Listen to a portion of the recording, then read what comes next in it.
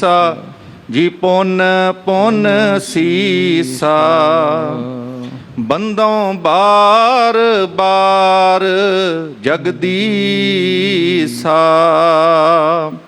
जिसमें अमृत ज्ञान है मानक भगत वैराग। श्री गुरु ग्रंथ साहिब उदद बंदों कर अनुराग। एक अंकारा सतगुरु ते प्रसाद सत होए। वाहिगुरु जी की फतेह बिघ्न बिनासन सोए।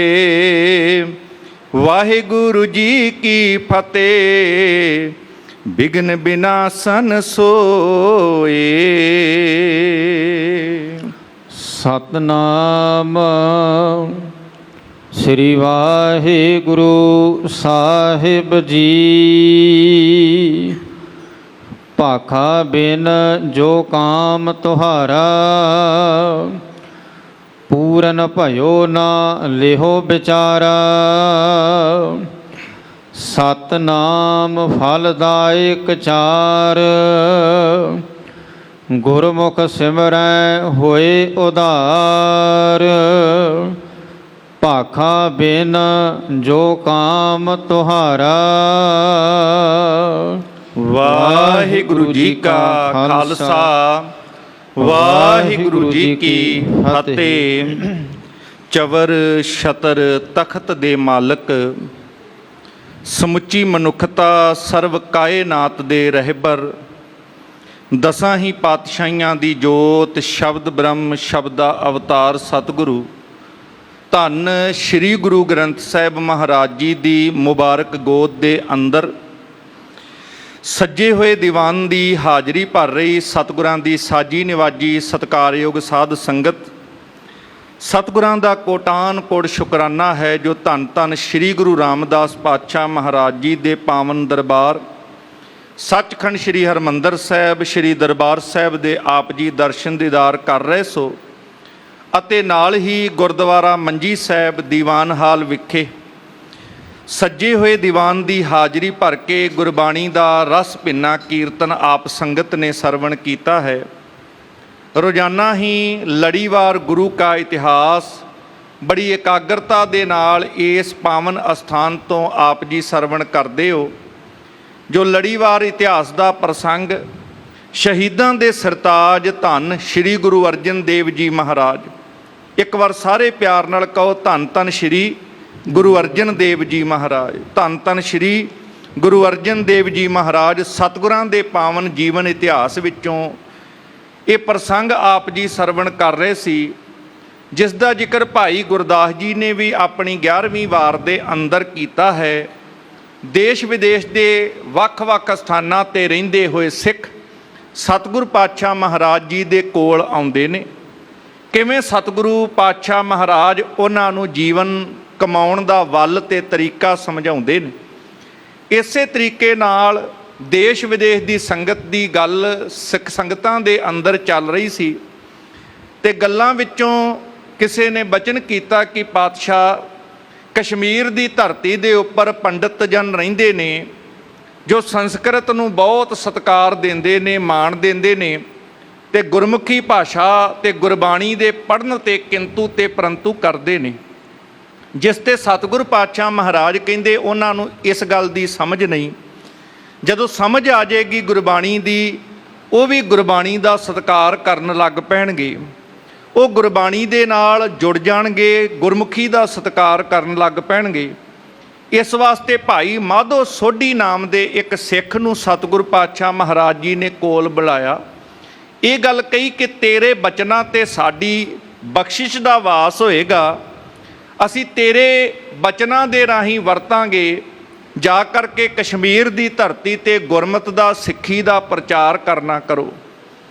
ਭਾਈ ਮਾਧੋ ਸੋਢੀ ਕਸ਼ਮੀਰ ਦੀ ਧਰਤੀ 'ਤੇ ਜਾਂਦੇ ਹੈ, ਜਿੱਥੇ ਕਸ਼ਮੀਰ ਦੇ ਪੰਡਤਾਂ ਦੇ ਨਾਲ ਉਹਨਾਂ ਦੀ ਚਰਚਾ ਹੁੰਦੀ ਹੈ।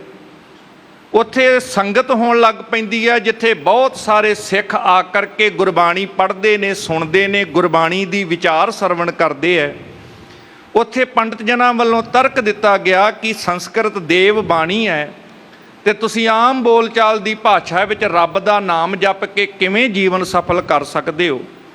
ਬੜੀ ਸੋਹਣੀ ਉਦਾਹਰਣ ਦੇ ਕੇ ਭਾਈ ਮਾਧੋ ਜੀ ਸਮਝਾਉਂਦੇ ਨੇ ਕਿ ਜੇ ਕਿਸੇ ਨੂੰ ਭੁੱਖ ਲੱਗੀ ਹੋਵੇ ਨਾ, ਤੇ ਭੁੱਖ ਲੱਗਣ ਤੇ ਇਹ ਸੋਚ ਕੇ ਕਿ ਸੋਨੇ ਦਾ ਭਾਂਡਾ ਆਏਗਾ ਤੇ ਉਸੇ ਵਿੱਚ ਹੀ ਪਾ ਕੇ ਪ੍ਰਸ਼ਾਦਾ ਛਕਾਂਗਾ, ਕਈ ਵਾਰ ਇਹੋ ਜੀ ਜਿੱਦ ਲੈ ਕੇ ਬੈਠਾ ਹੋਇਆ ਬੰਦਾ ਸੋਨੇ ਦੇ ਭਾਂਡੇ ਦੀ ਉਡੀਕ ਕਰਕੇ ਭੋਜਨ ਨਾ ਛਕਣ ਕਰਕੇ ਭੁੱਖ ਨਾਲ ਆਪਣੇ ਪ੍ਰਾਣ ਤਿਆਗ ਦਿੰਦਾ। ਤੇ ਜਦੋਂ ਕਿਸੇ ਨੂੰ ਭੁੱਖ ਲੱਗੀ ਹੋਵੇ ਫਿਰ ਭਾਂਡਾ ਨਹੀਂ ਵੇਖਿਆ ਜਾਂਦਾ, ਉੱਥੇ ਵੇਖਿਆ ਜਾਂਦਾ ਹੈ ਭੋਜਨ, ਤੇ ਜਿਹੜਾ ਭੋਜਨ ਛਕਦਾ ਹੈ ਉਹ ਆਪਣੀ ਜ਼ਿੰਦਗੀ ਬਚਾ ਲੈਂਦਾ ਹੈ ਤੇ ਸੁੱਖ ਆਨੰਦ ਮਾਣਦਾ ਹੈ। ਉਦਾਹਰਣ ਦੇਣ ਦਾ ਭਾਵ ਸੀ ਕਿ ਭਾਸ਼ਾ ਤੇ ਕੇਵਲ ਇੱਕ ਭਾਂਡਾ ਹੈ, ਉੱਤਮ ਵਸਤੂ ਹੈ, ਉਹਦੇ ਵਿੱਚ ਦਿੱਤਾ ਹੋਇਆ ਗਿਆਨ ਰੂਪੀ ਭੋਜਨ ਜਿਹੜਾ ਜੀਵਨ ਦਾ ਕਲਿਆਣ ਕਰਦਾ ਹੈ। ਭਾਸ਼ਾ ਕੇਵਲ ਮਾਧਿਅਮ ਹੈ, ਜਿਵੇਂ ਭਾਂਡਾ ਭੋਜਨ ਨੂੰ ਪਹੁੰਚਾਉਣ ਵਾਸਤੇ ਕੇਵਲ ਸਾਧਨ ਮਾਤਰ ਹੈ। ਗਿਲਾਸ ਨੇ ਪਿਆਸ ਨਹੀਂ ਬੁਝਾਉਣੀ ਸਾਧ ਸੰਗਤ, ਗਿਲਾਸ ਦੇ ਅੰਦਰ ਪਏ ਹੋਏ ਪਾਣੀ ਨੇ ਕਿਸੇ ਦੀ ਪਿਆਸ ਬੁਝਾਉਣੀ ਹੈ।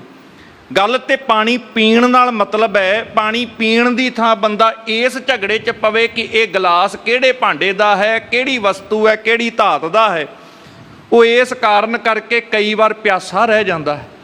ਤੇ ਭਾਈ ਮਾਧੋ ਜੀ ਦੱਸਦੇ ਛਕਣਾ ਤੇ ਭੋਜਨ ਸੀ, ਉਹ ਭੋਜਨ ਜਿਹਦੇ ਬਾਰੇ ਗੁਰੂ ਸਾਹਿਬ ਨੇ ਖੁਦ ਕਹਿ ਦਿੱਤਾ, ਥਾਲ ਵਿੱਚ 3 ਵਸਤੂ ਪਈਓ, 7 ਸੰਤੋਖ ਵਿਚਾਰੋ, ਅੰਮ੍ਰਿਤ ਨਾਮ ਠਾकुर का पयो, जिसका सबस आधारो, जे को खावे जे को पुंचै, तिसका होए उधारो, ये वस्त तजी न जाई, नित नित राखो धारो। ये ते आत्मिक जीवन का जिन्हें कल्याण करना है उहदे वास्ते भोजन है, ते जिन्हें छकना होवे वो ये नहीं वेखदा किहड़ी भाषा दे विच मिलिया। फिर आम बोलचाल दी भाषा ਕਹਿੰਦੇ ਇਹ ਤੇ ਛੋਟੀ ਆਮ ਜੀ ਬੋਲਚਾਲ ਦੀ ਭਾਸ਼ਾ ਹੈ। ਤੇ ਭਾਈ ਸਾਹਿਬ ਨੇ ਬੜੇ ਸੁੰਦਰ ਢੰਗ ਨਾਲ ਇੱਕ ਗੱਲ ਸਮਝਾਈ ਕਿ ਜੇ ਘਿਓ ਕਿਸੇ ਵੀ ਭਾਂਡੇ ਵਿੱਚ ਹੋਵੇ ਨਾ, ਉਹ ਘਿਓ ਹਮੇਸ਼ਾ ਹੀ ਪਵਿੱਤਰ ਰਹਿੰਦਾ ਹੈ। ਗਿਆਨ ਕਿਸੇ ਵੀ ਭਾਸ਼ਾ ਦੇ ਵਿੱਚ ਮਿਲੇ ਉਹ ਗਿਆਨ ਸਤਿਕਾਰਯੋਗ ਹੈ। ਇੱਥੇ ਭਾਸ਼ਾ ਦੇ ਵਿਤਕਰੇ 'ਚ ਕਹਿੰਦੇ ਫਿਰ ਵੀ ਉਹ ਦੇਵ ਬਾਣੀ ਹੈ, ਇਹ ਆਮ ਬੋਲਚਾਲ ਦੀ ਭਾਸ਼ਾ। ਤੇ ਬੜੇ ਸੁੰਦਰ ਢੰਗ ਨਾਲ ਸਮਝਾਉਂਦੇ ਨੇ, ਕਹਿੰਦੇ ਜਿਹੜੀ ਭਾਸ਼ਾ ਨੂੰ ਤੁਸੀਂ ਆਮ ਲੋਕ ਭਾਸ਼ਾ ਕਹਿੰਦੇ ਹੋ, ਹੇ ਪੰਡਿਤ ਜਨੋ, ਤੁਹਾਡਾ ਇਹਦੇ ਤੋਂ ਬਗੈਰ ਕਦੀ ਕੰਮ ਨਹੀਂ ਚੱਲਦਾ ਹੈ। ਜਿਵੇਂ ਉਹਨਾਂ ਨੂੰ ਸਮਝਾਉਂਦਿਆਂ ਹੋਇਆਂ ਭਾਈ ਮਾਧੋ ਜੀ ਗੁਰਮੁਖੀ ਦੀ ਤੇ ਗੁਰਬਾਣੀ ਦੀ ਵਡਿਆਈ ਪ੍ਰਗਟ ਕਰਦੇ ਆ। ਆ ਲੜੀ ਦਾ ਪ੍ਰਸੰਗ ਅੱਗੇ ਸਰਵਣ ਕਰਨ ਤੋਂ ਪਹਿਲਾਂ ਸੰਗਤ ਜੀ ਜਿੰਨੇ ਗੁਰਦੁਆਰਾ ਮੰਜੀ ਸਾਹਿਬ ਦੀਵਾਨ ਹਾਲ ਵਿਖੇ ਆਪ ਜੀ ਹਾਜ਼ਰੀਨ ਹੋ, ਜਾਂ ਸੋਸ਼ਲ ਮੀਡੀਆ ਚੈਨਲਾਂ ਦੇ ਰਾਹੀਂ PTC ਸਿਮਰਨ ਚੈਨਲ ਦੇ ਰਾਹੀਂ ਦੇਸ਼ ਵਿਦੇਸ਼ ਤੋਂ ਜਿਹੜੀਆਂ ਸੰਗਤਾਂ ਪਿਆਰ ਨਾਲ ਸਰਵਣ ਕਰ ਰਹੀਆਂ ਨੇ, ਮਨ ਬਿਰਤੀਆਂ ਗੁਰੂ ਚਰਨਾਂ ਵਿੱਚ ਟਿਕਾਈਏ। ਤੇ ਲੜੀ ਦਾ ਪ੍ਰਸੰਗ ਅੱਗੇ ਸਰਵਣ ਕਰਨ ਤੋਂ ਪਹਿਲਾਂ ਰਸਨਾ ਤੋਂ ਪਿਆਰ ਨਾਲ ਉਚਾਰਨ ਕਰੋ ਜੀ, ਸਤਨਾਮ ਸ਼੍ਰੀ ਵਾਹਿਗੁਰੂ ਸਾਹਿਬ ਜੀ। ਸਤਨਾਮ ਸ੍ਰੀ ਵਾਹਿਗੁਰੂ ਸਾਹਿਬ ਜੀ। ਭਾਖਾ ਬਿਨ ਜੋ ਕਾਮ ਤੁਹਾਰਾ।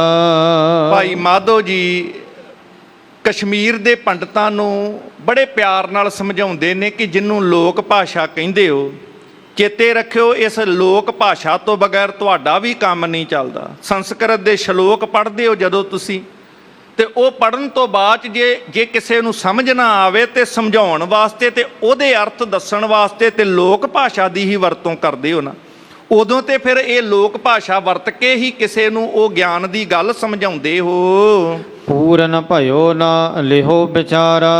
ਇਹ ਲੋਕ ਭਾਸ਼ਾ ਤੋਂ ਬਗੈਰ ਕਿਸੇ ਦਾ ਵੀ ਕਾਰਜ ਨਹੀਂ ਜੇ ਸਵਰਦਾ। ਸੰਸਕ੍ਰਿਤ ਦੇ ਸ਼ਲੋਕ ਪੜ੍ਹ ਕੇ ਫਿਰ ਅਰਥ ਤੁਸੀਂ ਇਸ ਭਾਸ਼ਾ ਵਿੱਚ ਸਮਝਾਉਂਦੇ ਹੋ। ਇਹ ਤੇ ਬ੍ਰਹਮ ਗਿਆਨ ਹੈ, ਜਿਹੜਾ ਬ੍ਰਹਮ ਗਿਆਨ ਉਸ ਘਿਓ ਵਰਗਾ ਹੈ। ਕਿਸੇ ਵੀ ਭਾਂਡੇ ਵਿੱਚ ਪਿਆ ਘਿਓ ਪਵਿੱਤਰ ਹੈ, ਤੇ ਬ੍ਰਹਮ ਗਿਆਨ ਕਿਸੇ ਵੀ ਭਾਸ਼ਾ ਰਾਹੀਂ ਕਿਸੇ ਤੋਂ ਵੀ ਉਜਾਗਰ ਹੋ ਸਕਦਾ ਹੈ। ਸਤਨਾਮ ਫਲਦਾਇਕ ਚਾਰ। ਕਹਿੰਦੇ ਇਹ ਉਹ ਭਾਸ਼ਾ ਹੈ ਜਿਹੜੀ ਗੁਰੂ ਸਾਹਿਬ ਨੇ ਉਚਾਰਨ ਕੀਤੀ, ਜਿਸ ਵਿੱਚ ਉਹਨਾਂ ਨੇ ਪਰਮੇਸ਼ਰ ਦੇ ਨਾਮ ਦੀ ਗੱਲ ਕੀਤੀ ਹੈ। ਗੁਰਬਾਣੀ ਵਿੱਚ ਕੇਵਲ ਪਰਮੇਸ਼ਰ ਦੇ ਨਾਮ ਦੀਆਂ ਸਿਫਤਾਂ ਨੇ, ਉਸ ਦੀ ਦਰ ਘਰ ਦੀ ਵਡਿਆਈ ਹੈ। ਕਹਿੰਦੇ ਉਹ ਸੱਚੇ ਪਰਮੇਸ਼ਰ ਦਾ ਨਾਮ ਹੈ ਜਿਹੜਾ ਚਾਰੇ ਪਦਾਰਥਾਂ ਦਾ ਫਲ ਦੇਣ ਵਾਲਾ ਹੈ। ਉਹ 4 ਪਦਾਰਥ ਜਿਹਨੂੰ ਧਰਮ, ਅਰਥ, ਕਾਮ, ਮੋਖ ਕਿਹਾ ਗਿਆ, ਤੇ ਉਹ ਇਹ ਬਾਣੀ ਦੇ ਵਿੱਚੋਂ ਸਾਰਾ ਕੁਝ ਪ੍ਰਾਪਤ ਹੁੰਦਾ ਹੈ। ਚਾਰ ਪਦਾਰਥ ਜੇ ਕੋ ਮੰਗੈ, ਸਾਧ ਜਨਾਂ ਕੀ ਸੇਵਾ ਲਾਗੇ। ਜੇ ਕੋਈ ਸਾਧ ਜਨਾਂ ਦੀ ਸੇਵਾ ਵਿੱਚ ਜੁੜ ਜਾਏ ਚਾਰ ਪਦਾਰਥ ਮਿਲਦੇ। ਕੋਈ ਗੁਰੂ ਗ੍ਰੰਥ ਸਾਹਿਬ ਦੀ ਸੇਵਾ ਵਿੱਚ ਜੁੜ ਜੇ ਉਹਨੂੰ ਵੀ ਚਾਰੇ ਪਦਾਰਥ ਮਿਲਦੇ ਨੇ। ਇਹ ਤੇ ਉਹ ਦਾਤਾ ਹੈ ਕਾ ਧਰਮ ਅਰਥ ਕਾਮ ਮੋਖ ਕਾ ਦਾਤਾ, ਪੂਰੀ ਭਈ ਸਿਮਰ ਸਿਮਰ ਵਿਧਾਤਾ। ਜਦੋਂ ਕੋਈ ਵਿਧਾਤੇ ਨੂੰ ਸਿਮਰਦਾ ਹੈ, ਯਾਦ ਕਰਦਾ ਹੈ, ਸਤਨਾਮ ਦੇ ਸਿਮਰਨ ਦੇ ਵਿੱਚ ਹੀ ਉਹਨੂੰ ਧਰਮ ਦੀ ਪ੍ਰਾਪਤੀ ਹੁੰਦੀ ਹੈ, ਆਰਥਿਕ ਪੱਖ ਦੀ ਪ੍ਰਾਪਤੀ ਹੁੰਦੀ ਹੈ, ਕਾਮ ਮੋਖ ਇਹ ਸਾਰੇ ਪਦਾਰਥ ਮਿਲ ਜਾਂਦੇ ਹਨ। ਗੁਰਮੁਖ ਸਿਮਰਹਿ ਹੋਏ ਉਧਾਰ।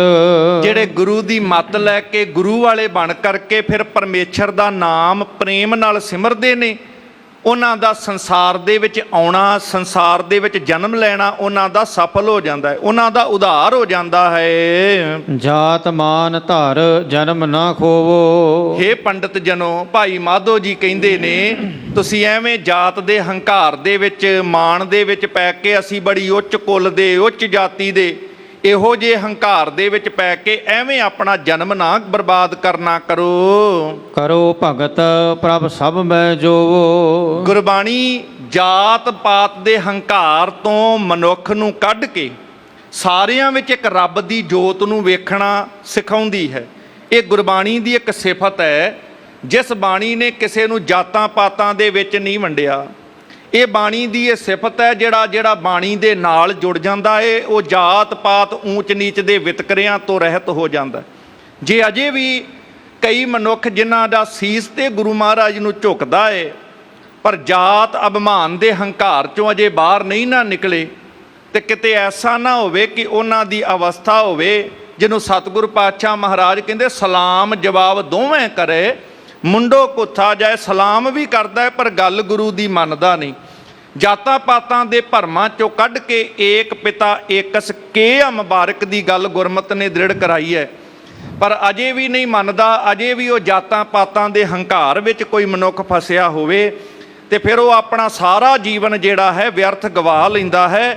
ਤੇ ਗੁਰਬਾਣੀ ਜਿਹੜੀ ਹੈ ਇਹ ਜਾਤ ਪਾਤ ਦੇ ਹੰਕਾਰ ਚੋਂ ਕੱਢ ਕੇ ਪਰਮੇਸ਼ਰ ਦੀ ਭਗਤੀ ਵਾਲੇ ਪਾਸੇ ਜੋੜਦੀ ਹੈ। ਇਸੇ ਕਰਕੇ ਗੁਰੂ ਨਾਨਕ ਸਾਹਿਬ ਨੇ ਆਪਣੇ ਆਪ ਦੇ ਬਾਰੇ ਜਦੋਂ ਕਿਤੇ ਕੋਈ ਪੁੱਛਦਾ ਤੇ ਗੁਰੂ ਨਾਨਕ ਸਾਹਿਬ ਕਦੀ ਆਪਣੇ ਪ੍ਰਤੀ ਵਡਿਆਈ ਨਹੀਂ ਕਰਦੇ ਕਿ ਮੈਂ ਬੜਾ ਵੱਡਾ। ਜਿਹੜੇ ਨਿਰੰਕਾਰ ਰੂਪ ਨੇ ਗੁਰੂ ਨਾਨਕ ਸਾਹਿਬ ਮਹਾਰਾਜ, ਜੋਤ ਰੂਪ ਹਰ ਆਪ ਗੁਰੂ ਨਾਨਕ ਕਾਇਓ, ਆਪਣੇ ਬਾਰੇ ਕੋਈ ਪੁੱਛਦਾ ਕੌਣ ਹੋ ਤੇ ਸਤਿਗੁਰੂ ਪਾਤਸ਼ਾਹ ਕਹਿੰਦੇ ਨਾ ਹੋ ਜਤੀ ਸਤੀ ਨਹੀਂ ਪੜਿਆ, ਮੂਰਖ ਮੁਗਦਾ ਜਨਮ ਭਇਆ, ਪ੍ਰਣਵਤ ਨਾਨਕ ਤਿੰਨ ਕੀ ਸ਼ਰਣਾ ਜਿਨ ਤੂੰ ਨਾਹੀ ਵਿਸਰਿਆ। ਆਪਣੇ ਬਾਰੇ ਜਦੋਂ ਜ਼ਿਕਰ ਕਰਦੇ ਨੀਚਾਂ ਅੰਦਰ ਨੀਚ ਜਾਤ, ਨੀਚੀ ਹੂੰ ਅਤ ਨੀਚ, ਨਾਨਕ ਤਿੰਨ ਕੈ ਸੰਗ ਸਾਥ, ਵੱਡਿਆਂ ਸਿਉ ਕਿਆ ਰੀਸ, ਜਿੱਥੇ ਨੀਚ ਸੰਭਾਲੀਆਂ ਤਿੱਥੇ ਨਦਰ ਤੇਰੀ ਬਖਸ਼ੀਸ। ਉਹ ਗੁਰੂ ਨਾਨਕ ਸਾਹਿਬ ਨੇ ਹਮੇਸ਼ਾ ਹੀ ਆਪਣੇ ਆਪ ਨੂੰ ਨੀਵਾਂ ਰੱਖਿਆ ਹੈ, ਨਿਮਰਤਾ ਦੇ ਵਿੱਚ ਰਹੇ।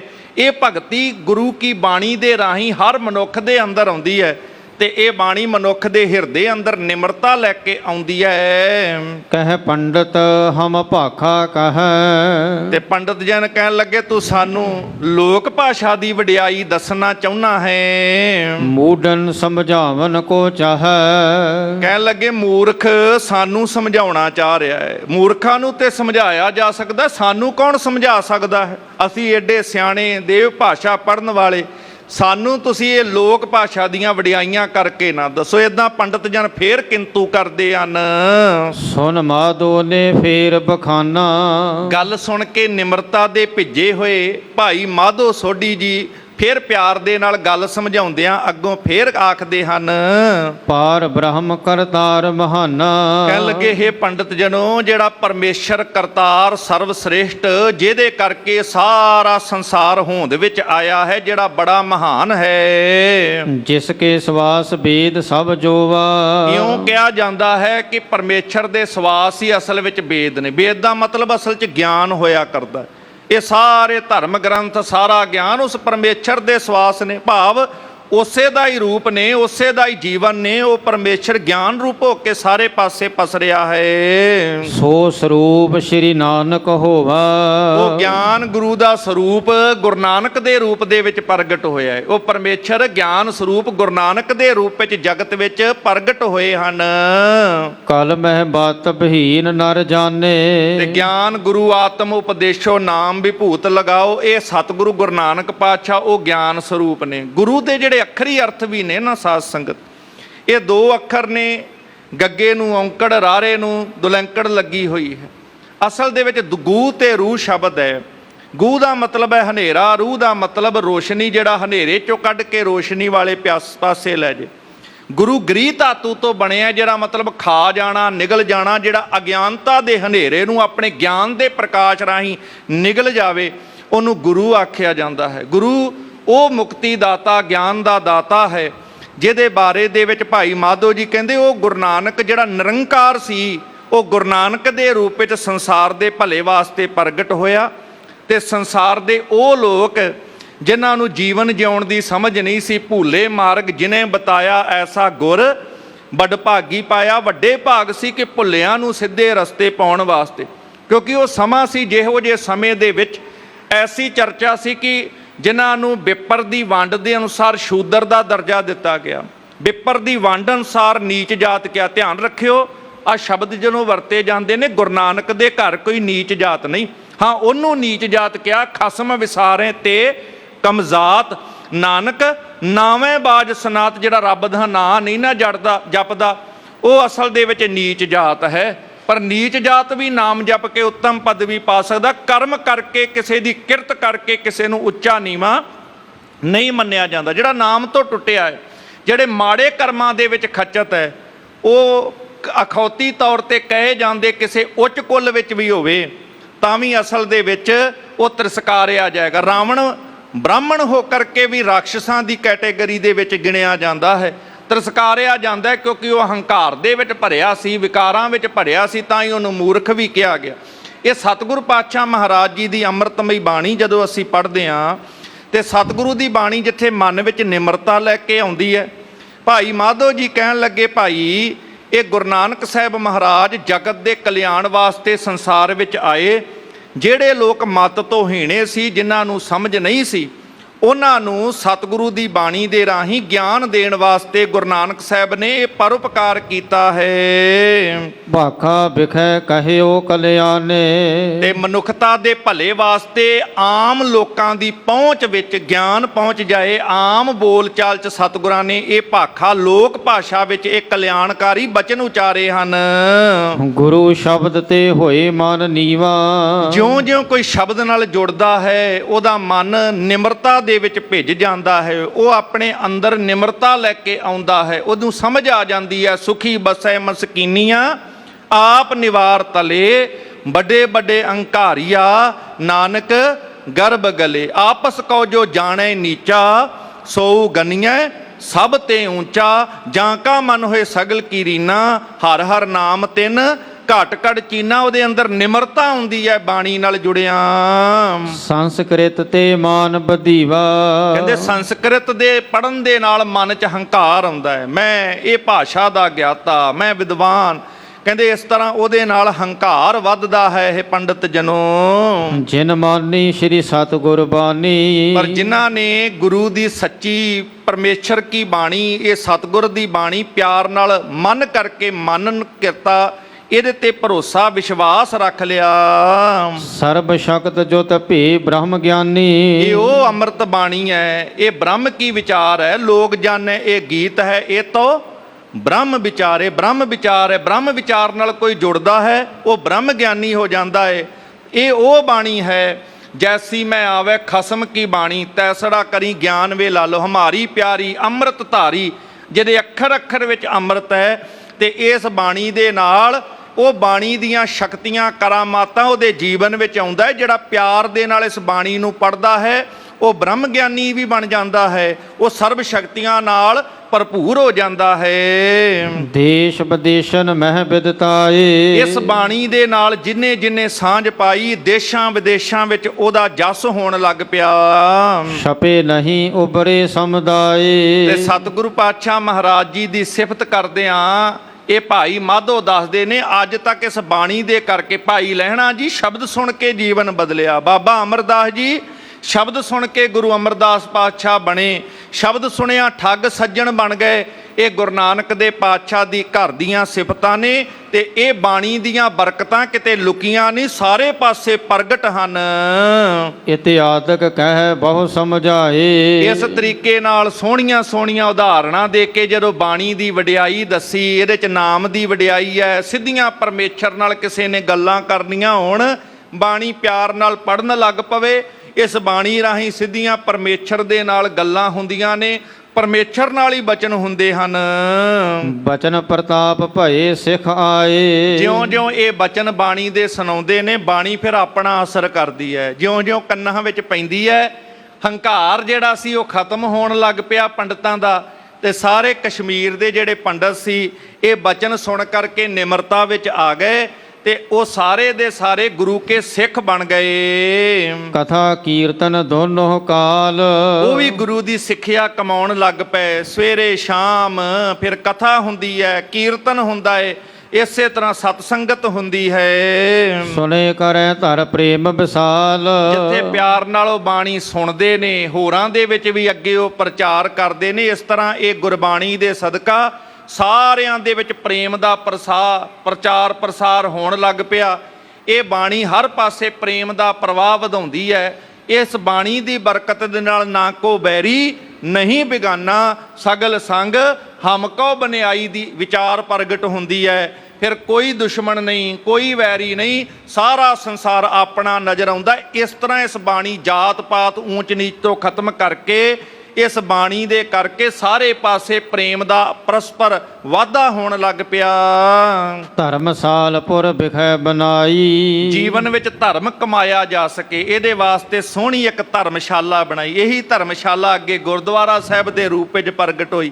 ਸੋਹਣੀਆਂ ਧਰਮਸ਼ਾਲਾਵਾਂ ਬੜੇ ਸੁੰਦਰ ਰੂਪ ਦੇ ਵਿੱਚ ਉੱਥੇ ਧਰਮ ਦੀ ਕਮਾਈ ਵਾਸਤੇ ਇਹ ਕਸ਼ਮੀਰ ਦੀ ਧਰਤੀ ਤੇ ਭਾਈ ਮਾਧੋ ਜੀ ਨੇ ਤਿਆਰ ਕਰਵਾਈ। ਸੇਵੈ ਸਤ ਸੰਗਤ ਸਮੁਦਾਈ। ਜਿੱਥੇ ਧਰਮਸ਼ਾਲਾ ਬਣੀ ਉੱਥੇ ਕਸ਼ਮੀਰ ਦੀਆਂ ਸੰਗਤਾਂ ਆਉਂਦੀਆਂ ਨੇ, ਰੋਜ਼ਾਨਾ ਸਤ ਸੰਗਤ ਕਰਦੀਆਂ ਨੇ। ਇੱਥੋਂ ਹੀ ਪ੍ਰੇਰਨਾ ਪਾ ਕੇ ਮਾਈ ਭਾਗ ਭਰੀ ਆਦਿਕ ਦਾ ਵੀ ਜ਼ਿਕਰ ਮਿਲਦਾ ਹੈ। ਜਿਹੜੀ ਛੇਵੇਂ ਪਾਤਸ਼ਾਹ ਫਿਰ ਇਸ ਇਲਾਕੇ 'ਚ ਜਾਂਦੇ ਨੇ, ਬਖਸ਼ਿਸ਼ਾਂ ਵਰਤਾਉਂਦੇ ਹੈ। ਇਹ ਲੰਮਾ ਕਸ਼ਮੀਰ ਦੀ ਧਰਤੀ ਦਾ ਗੁਰੂ ਸਿੱਖੀ ਨਾਲ ਪਿਆਰ ਜਿਹੜਾ ਸੀ, ਬਹੁਤ ਸੰਗਤਾਂ ਅੱਜ ਵੀ ਕਸ਼ਮੀਰ ਦੀ ਧਰਤੀ ਤੇ ਉੱਥੇ ਵਸਦੀਆਂ ਹਨ। ਸਿੱਖਨ ਸੇਵ ਹੋਣ ਤਬ ਲਾਗੀ। ਜਿੱਥੇ ਕੇਵਲ ਉੱਚ ਜਾਤੀ ਬ੍ਰਾਹਮਣਾਂ ਦੀ ਸੇਵਾ ਕੀਤੀ ਜਾਂਦੀ ਸੀ, ਇਹ ਗੁਰੂ ਨਾਨਕ ਦੇ ਘਰ ਦੀ ਵਡਿਆਈ। ਇੱਥੇ ਹਰ ਸਿੱਖ ਹੁਣ ਸਤਿਕਾਰਿਆ ਜਾਣ ਲੱਗ ਪਿਆ। ਜਾਤ ਕਰਕੇ ਨਹੀਂ, ਊਚ ਨੀਚ ਕਰਕੇ ਨਹੀਂ, ਕੇਵਲ ਸਿੱਖ ਹੋਣ ਕਰਕੇ ਸਿੱਖ ਦਾ ਸਤਿਕਾਰ ਕਰਨ ਲੱਗ ਪਿਆ। ਇਹ ਮਾਣ ਬਖਸ਼ਿਆ ਮੇਰੇ ਪਾਤਸ਼ਾਹ ਮਹਾਰਾਜ ਨੇ। ਇੱਥੇ ਜਾਤ ਗੋਤ ਨਹੀਂ ਵੇਖੀ ਜਾਂਦੀ। ਸਿੱਖ ਦਾ ਪੂਰਨ ਤੌਰ ਤੇ ਸਤਿਕਾਰ ਕਰਦਾ ਹੈ ਕਿ ਗੁਰਸਿੱਖਾਂ ਦਾ ਸਤਿਕਾਰ ਕਰਨਾ ਸਤਿਗੁਰਾਂ ਨੇ ਸਿਖਾ ਦਿੱਤਾ। ਇਹੋ ਜੀ ਸੇਵਾ ਹੋਣ ਲੱਗ ਪਈ। ਭਏ ਗੁਰੂ ਪਗ ਕੇ ਅਨੁਰਾਗੀ। ਸਿੱਖਾਂ ਦੀ ਸੇਵਾ ਕਰਕੇ ਸਾਰੇ ਗੁਰੂ ਸ਼ਬਦ ਨਾਲ ਜੁੜ ਕੇ ਹੌਲੀ ਹੌਲੀ ਫਿਰ ਗੁਰੂ ਚਰਨਾਂ ਨਾਲ ਜੁੜੇ ਤੇ ਗੁਰੂ ਅਰਜਨ ਸਾਹਿਬ ਪਾਤਸ਼ਾਹ ਜੀ ਦੇ ਚਰਨਾਂ ਦੀ ਸੇਵਾ ਕਰਨ ਲੱਗ ਪਏ। ਲੈ ਗੁਰ ਕਾਰ ਦਰਸ ਕੋ ਆਵੈ। ਇੱਥੇ ਜਿੱਥੇ ਕਿਰਤ ਕਰਦੇ ਨੇ, ਨਾਮ ਜਪਦੇ ਨੇ, ਵੰਡ ਕੇ ਛਕਣ ਦੇ ਸਿਧਾਂਤ ਅਨੁਸਾਰ ਦਸਵੰਧ ਦੀ ਮਰਿਆਦਾ ਚੱਲਦੀ ਸੀ। ਉਹ ਕਾਰ ਭੇਟਾ ਲੈ ਕੇ ਆਉਂਦੇ ਨੇ ਸਤਿਗੁਰੂ ਲੋੜਵੰਦਾਂ ਵਾਸਤੇ, ਉਹ ਖਰਚ ਕਰਦੇ ਹਨ। ਹੋਤ ਨਿਹਾਲ ਪਰਮ ਸੁਖ ਪਾਵੈ। ਇਸ ਤਰ੍ਹਾਂ ਜਿਨੇ ਗੁਰੂ ਕੇ ਸ਼ਬਦ ਨਾਲ ਸਾਂਝ ਪਾਈ, ਉਹਨਾਂ ਨੇ ਜੀਵਨ ਨਿਹਾਲ ਹੋ ਕਰਕੇ ਪਰਮ ਸੁਖ ਆਨੰਦ ਮਾਣਿਆ। ਇਮ ਸਿੱਖੀ ਬਿਥਰੀ ਕਸ਼ਮੀਰ। ਇਸ ਤਰ੍ਹਾਂ ਸਾਧ ਸੰਗਤ ਜੀ ਕਸ਼ਮੀਰ ਦੀ ਧਰਤੀ ਵਿੱਚ ਸਿੱਖੀ ਦਾ ਪ੍ਰਚਾਰ ਪ੍ਰਸਾਰ ਹੋਇਆ। ਸਿਮਰੈ ਸਤ ਨਾਮ ਧਰ ਧੀਰ। ਸਾਰੇ ਜਿੱਥੇ ਪਰਮੇਸ਼ਰ ਦਾ ਨਾਮ ਸਿਮਰਨ ਕਰਦੇ ਨੇ, ਨਾਲ ਧੀਰ ਸ਼ਬਦ ਜਿਹੜਾ ਅਸਲ ਦੋ ਅੱਖਰਾਂ ਦਾ ਭਾਵ ਹੈ, ਇੱਕ ਧੀ ਤੇ ਦੂਸਰਾ ਰਾ। ਧੀ ਦਾ ਮਤਲਬ ਬੁੱਧੀ, ਰਾ ਤੋਂ ਭਾਵ ਜਿਹੜਾ ਇੰਦਰੀਆਂ ਨੂੰ ਕਾਬੂ ਵਿੱਚ ਕਰ ਲਵੇ, ਇਹੋ ਜੀ ਅਵਸਥਾ ਨੂੰ ਧੀਰਜ ਕਿਹਾ ਜਾਂਦਾ ਹੈ। ਚੰਗੇ ਕਰਮਾਂ ਵਿੱਚ ਬੁੱਧੀ ਤੇ ਇੰਦਰੀਆਂ ਨੂੰ ਜਦੋਂ ਲਾਇਆ ਜਾਵੇ, ਉਸ ਤੋਂ ਭਾਵ ਧੀਰ ਭਾਵ ਜਿਹੜੀ ਬੁੱਧੀ ਸੀ ਚੰਗੇ ਕਰਮਾਂ ਵਿੱਚ ਲੱਗ ਗਈ ਤੇ ਸਾਰੇ ਸਤਨਾਮ ਦਾ ਸਿਮਰਨ ਕਰਨ ਵਾਲੇ ਉਹ ਗੁਰੂ ਕੇ ਸਿੱਖ ਕਸ਼ਮੀਰ ਦੀ ਧਰਤੀ ਦੇ ਵਿੱਚ ਇਦਾਂ ਸਿੱਖੀ ਦਾ ਪ੍ਰਚਾਰ ਪ੍ਰਸਾਰ ਪੰਜਵੇਂ ਪਾਤਸ਼ਾਹ ਵੇਲੇ ਬਹੁਤ ਹੋਇਆ। ਦੋਹਰਾ ਰੂਪ ਚੰਦ ਭੀਵਾ ਜੁਗਲ ਬਸੈ ਸਰੰਦ ਬਾਜ਼ਾਰ। ਜਿੱਥੇ ਇਹ ਕਸ਼ਮੀਰ ਦੀ ਧਰਤੀ ਦਾ ਸਾਧ ਸੰਗਤ ਜ਼ਿਕਰ ਹੈ, ਕਿਉਂਕਿ ਬਾਅਦ ਚ ਛੇਵੇਂ ਪਾਤਸ਼ਾਹ ਮਹਾਰਾਜ ਵੀ ਗਏ। ਜਦੋਂ ਕਸ਼ਮੀਰ ਦੀ ਧਰਤੀ ਤੇ ਅਕਾਲ ਪਿਆ ਸੀ, ਬਹੁਤ ਸਾਰੀਆਂ ਸੇਵਾਵਾਂ ਸਤਿਗੁਰੂ ਪਾਤਸ਼ਾਹ ਤੇ ਸਿੱਖਾਂ ਨੇ ਕੀਤੀਆਂ। ਇਸੇ ਤਰ੍ਹਾਂ ਉਸ ਸਮੇਂ ਤੋਂ ਬਾਅਦ ਜਿਹੜੀ ਸਿੱਖੀ ਸੀ ਉਹ ਸਿੱਖ ਨੌਵੇਂ ਪਾਤਸ਼ਾਹ ਦੇ ਵੇਲੇ ਫਿਰ ਪੰਡਤ ਜਿਹੜੇ ਆਏ ਸੀਗੇ ਤੇ ਉਹਨਾਂ ਨੇ ਆ ਕਰਕੇ ਉਸ ਥਾਂ ਤੇ ਕਸ਼ਮੀਰੀ ਪੰਡਤਾਂ ਨੇ ਵੀ ਕਈ ਆਪਣੇ ਧਰਮ ਦੀ ਰੱਖਿਆ ਵਾਸਤੇ ਨੌਵੇਂ ਪਾਤਸ਼ਾਹ ਨੂੰ ਬੇਨਤੀ ਕੀਤੀ। ਜਿਵੇਂ ਕਸ਼ਮੀਰੀ ਦੇ ਇਲਾਕਿਆਂ ਦੇ ਵਿੱਚ ਅਕਾਲ ਪੈਣ ਤੇ ਉਦੋਂ ਛੇਵੇਂ ਪਾਤਸ਼ਾਹ ਨੇ ਮਦਦ ਕੀਤੀ। ਪੰਜਵੇਂ ਪਾਤਸ਼ਾਹ ਲਾਹੌਰ ਦੀ ਧਰਤੀ ਤੇ ਅਕਾਲ ਪੈਣ ਤੇ ਮਦਦ ਕਰਦੇ ਨੇ। ਸਮੇਂ-ਸਮੇਂ ਤੇ ਕਿਤੇ ਵੀ ਸੱਤਵੇਂ ਪਾਤਸ਼ਾਹ ਮਾਲਵੇ ਦੇ ਵਿੱਚ ਕਾਲ ਪੈਣ ਤੇ ਮਦਦ ਕਰਦੇ। ਜੇ ਕਿਤੇ ਭਿਆਨਕ ਕਾਲ ਪਿਆ, ਕੋਈ ਮਹਾਮਾਰੀਆਂ ਫੈਲੀਆਂ, ਅੱਠਵੇਂ ਪਾਤਸ਼ਾਹ ਦਿੱਲੀ ਚੇਚਕ ਦੀ ਬਿਮਾਰੀ ਵੇਲੇ ਲੋਕਾਂ ਦੇ ਦੁੱਖ ਦੂਰ ਕਰਦੇ। ਦਸਾਂ ਪਾਤਸ਼ਾਹੀਆਂ ਦਾ ਇਤਿਹਾਸ ਹੈ, ਕਿਤੇ ਮਹਾਮਾਰੀ ਪਈ ਹੈ, ਕਿਤੇ ਕਾਲ ਪਿਆ, ਕਿਤੇ ਪਰੇਸ਼ਾਨੀਆਂ ਹੋਈਆਂ ਨੇ ਤੇ ਸਤਿਗੁਰੂ ਪਾਤਸ਼ਾਹ ਮਹਾਰਾਜ ਜੀ ਨੇ ਉਹਨਾਂ ਦੀ ਬਾਂਹ ਫੜੀ। ਜਦੋਂ ਕਰੋਨਾ ਕਾਲ ਵੀ ਹੋਇਆ ਉਦੋਂ ਵੀ ਦੁਨੀਆ ਨੇ ਇੱਕ ਗੱਲ ਕਹੀ। ਅਮਰੀਕਾ ਦੇ ਇੱਕ ਸ਼ਹਿਰ ਦੇ ਮੇਅਰ ਦਾ ਵੀ ਬਿਆਨ ਆਇਆ ਕਿ ਭਿਆਨਕ ਮਹਾਮਾਰੀ ਕਰੋਨਾ ਨੇ ਲੋਕਾਂ ਨੂੰ ਡਰਾਇਆ, ਪਰ ਜੇ ਦੁਨੀਆ ਦੇ ਕਿਸੇ ਕੋਨੇ ਵਿੱਚ ਜਦੋਂ ਤੱਕ ਗੁਰਦੁਆਰੇ ਤੇ ਸਿੱਖ ਨੇ, ਦੁਨੀਆ ਨੂੰ ਕਿਸੇ ਮਹਾਮਾਰੀ ਤੋਂ ਡਰਨ ਤੇ ਘਬਰਾਉਣ ਦੀ ਲੋੜ ਨਹੀਂ। ਸਰਕਾਰੀ ਗੈਰ ਸਰਕਾਰੀ ਸਾਰੇ ਹੀਲੇ ਜਦੋਂ ਫੇਲ ਹੋ ਜਾਂਦੇ ਆ, ਇੱਕ ਗੁਰੂ ਨਾਨਕ ਦਾ ਘਰ ਹੈ ਜਿਹੜਾ ਸਾਰਿਆਂ ਦੀ ਬਾਂਹ ਪਕੜਦਾ ਹੈ। ਅੱਜ ਵੀ ਇਹ ਸਮਾਂ ਹੈ ਜਿੱਥੇ ਇਹ ਹੜ੍ਹ ਦੀ ਪਰੇਸ਼ਾਨੀ ਦਾ ਸਾਹਮਣਾ ਬਹੁਤ ਲੁਕਾਈ ਨੂੰ, ਪੰਜਾਬ ਦੇ ਵਿੱਚ ਵੀ ਬਹੁਤ ਸਾਰੇ ਪਾਸੇ, ਹਿਮਾਚਲ ਦੇ ਵਿੱਚ, ਹਰਿਆਣੇ 'ਚ, ਜਿੱਥੇ ਲੋਕਾਂ ਨੂੰ ਪਰੇਸ਼ਾਨੀ ਦਾ ਸਾਹਮਣਾ ਕਰਨਾ ਪੈ ਰਿਹਾ ਹੈ। ਸ਼੍ਰੋਮਣੀ ਗੁਰਦੁਆਰਾ ਪ੍ਰਬੰਧਕ ਕਮੇਟੀ ਦੇ ਵੱਲੋਂ, ਮਾਨਯੋਗ ਪ੍ਰਧਾਨ ਜੀ ਵੱਲੋਂ ਉਚੇਚੇ ਤੌਰ ਤੇ ਨੇੜੇ ਦੇ ਗੁਰਦੁਆਰਾ ਸਾਹਿਬਾਨ ਦੇ ਨੰਬਰ ਜਾਰੀ ਕਰ ਦਿੱਤੇ ਮੈਨੇਜਰ ਸਾਹਿਬਾਨ ਦੇ, ਕਿ ਜੇ ਕਿਸੇ ਨੂੰ ਕੋਈ ਦਿੱਕਤ ਹੋਵੇ, ਪਰੇਸ਼ਾਨੀ ਹੋਵੇ, ਗੁਰੂ ਘਰ ਦੀਆਂ ਸਰਾਵਾਂ ਖੁੱਲ੍ਹੀਆਂ ਨੇ, ਲੰਗਰ ਦੇ ਪ੍ਰਬੰਧ ਨੇ, ਨੇੜੇ ਦੇ ਗੁਰਦੁਆਰਾ ਸਾਹਿਬ ਸ਼੍ਰੋਮਣੀ ਗੁਰਦੁਆਰਾ ਪ੍ਰਬੰਧਕ ਕਮੇਟੀ ਦਾ ਜਿੱਥੇ ਪ੍ਰਬੰਧ ਹੈ ਉੱਥੇ ਰਾਬਤਾ ਕਾਇਮ ਕੀਤਾ ਜਾਵੇ। ਬਾਕੀ ਸ਼੍ਰੋਮਣੀ ਗੁਰਦੁਆਰਾ ਪ੍ਰਬੰਧਕ ਕਮੇਟੀ ਦੇ ਵਲੰਟੀਅਰ, ਸੇਵਾਦਾਰ, ਇੱਥੋਂ ਦੇ ਪ੍ਰਬੰਧਕ ਦਿਨ ਰਾਤ ਉਹ ਹੜ੍ਹ ਪੀੜਤਾਂ ਦੀ ਸੇਵਾ ਦੇ ਵਿੱਚ ਅੱਜ ਤਤਪਰ ਨੇ। ਜੋ ਗੁਰੂ ਸਾਹਿਬ ਦੀ ਸਿੱਖੀ ਦਾ ਸਿਧਾਂਤ ਹੈ, ਮਰਿਆਦਾ ਹੈ, ਤੇ ਦਿਨ ਰਾਤ ਉਹ ਅੱਜ ਵੀ ਸੇਵਾ ਕਰ ਰਹੇ ਨੇ। ਤੇ ਜਿੱਥੇ ਸੋਸ਼ਲ ਮੀਡੀਆ ਹਰ ਥਾਂ ਤੇ ਇਸ ਗੱਲ ਨੂੰ ਚੰਗੀ ਤਰ੍ਹਾਂ ਸਲਾਹਿਆ ਵੀ ਜਾ ਰਿਹਾ ਹੈ, ਇਹ ਆਪਣਾ ਫਰਜ਼ ਸ਼੍ਰੋਮਣੀ ਗੁਰਦੁਆਰਾ ਪ੍ਰਬੰਧਕ ਕਮੇਟੀ ਵੱਲੋਂ ਅੱਜ ਵੀ ਬਖੂਬੀ ਨਿਭਾਇਆ ਜਾ ਰਿਹਾ ਹੈ। ਇਹ ਸਤਿਗੁਰੂ ਪਾਤਸ਼ਾਹ ਮਹਾਰਾਜ ਜੀ ਦੇ ਸਿੱਖਾਂ ਦੀ ਇੱਕ ਸਿਫਤ ਰਹੀ ਹੈ। ਇਹ ਕੌਮ ਦੀ ਮਹਾਨ ਸੰਸਥਾ ਆਪਣੇ ਫਰਜ਼ ਅੱਜ ਨਿਭਾ ਰਹੀ ਹੈ। ਇੱਧਰ ਸਤਿਗੁਰੂ ਪਾਤਸ਼ਾਹ ਮਹਾਰਾਜ, ਧੰਨ ਗੁਰੂ ਅਰਜਨ ਸਾਹਿਬ ਮਹਾਰਾਜ ਜੀ ਦਾ ਇਹ ਪ੍ਰਸੰਗ ਆਪ ਜੀ ਸਰਵਣ ਕਰ ਰਹੇ ਹੋ। ਕਿਵੇਂ ਸਤਿਗੁਰੂ ਪਾਤਸ਼ਾਹ ਮਹਾਰਾਜ ਕੋਲ ਫਿਰ ਸਿੱਖ ਆਉਂਦੇ ਨੇ। ਭਾਈ ਰੂਪ ਚੰਦ ਜੀ, ਭਾਈ ਭੀਵਾ ਆਦਿਕ, ਇਹ ਦੋਵੇਂ ਸਿੱਖ ਸਤਿਗੁਰੂ ਪਾਤਸ਼ਾਹ ਮਹਾਰਾਜ ਜਿਹੜੇ ਜਿਨ੍ਹਾਂ ਨੇ ਸਿੱਖੀ ਕਮਾਈ ਸੀ ਤੇ ਉਹਨਾਂ ਸਮਿਆਂ ਦੇ ਵਿੱਚ ਸਰਹੰਦ ਦੇ ਇਲਾਕੇ ਦੇ ਵਿੱਚ ਰਹਿ ਕਰਕੇ ਇਹ ਆਪਣੀ ਕਿਰਤਕਾਰ ਕਰਦੇ ਸਨ।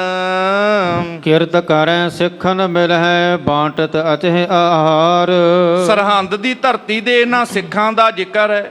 ਉਹਨਾਂ ਸਿੱਖਾਂ ਵਿੱਚ ਭਾਈ ਰੂਪ ਚੰਦ ਜੀ, ਭਾਈ ਭੀਵਾ ਜੀ, ਜਿਹੜੇ ਕਿਰਤ ਕਰਦੇ ਨੇ, ਵਪਾਰ ਕਰਦੇ ਨੇ, ਇਹਦੇ ਨਾਲ ਨਾਲ ਆਪਣੀ ਕਿਰਤ ਦੇ ਨਾਲ ਨਾਲ ਸਿੱਖਾਂ ਨਾਲ ਬੜਾ ਪਿਆਰ ਰੱਖਦੇ ਨੇ, ਰਲ ਮਿਲ ਕੇ ਵੰਡ ਕੇ ਛਕਦੇ ਨੇ।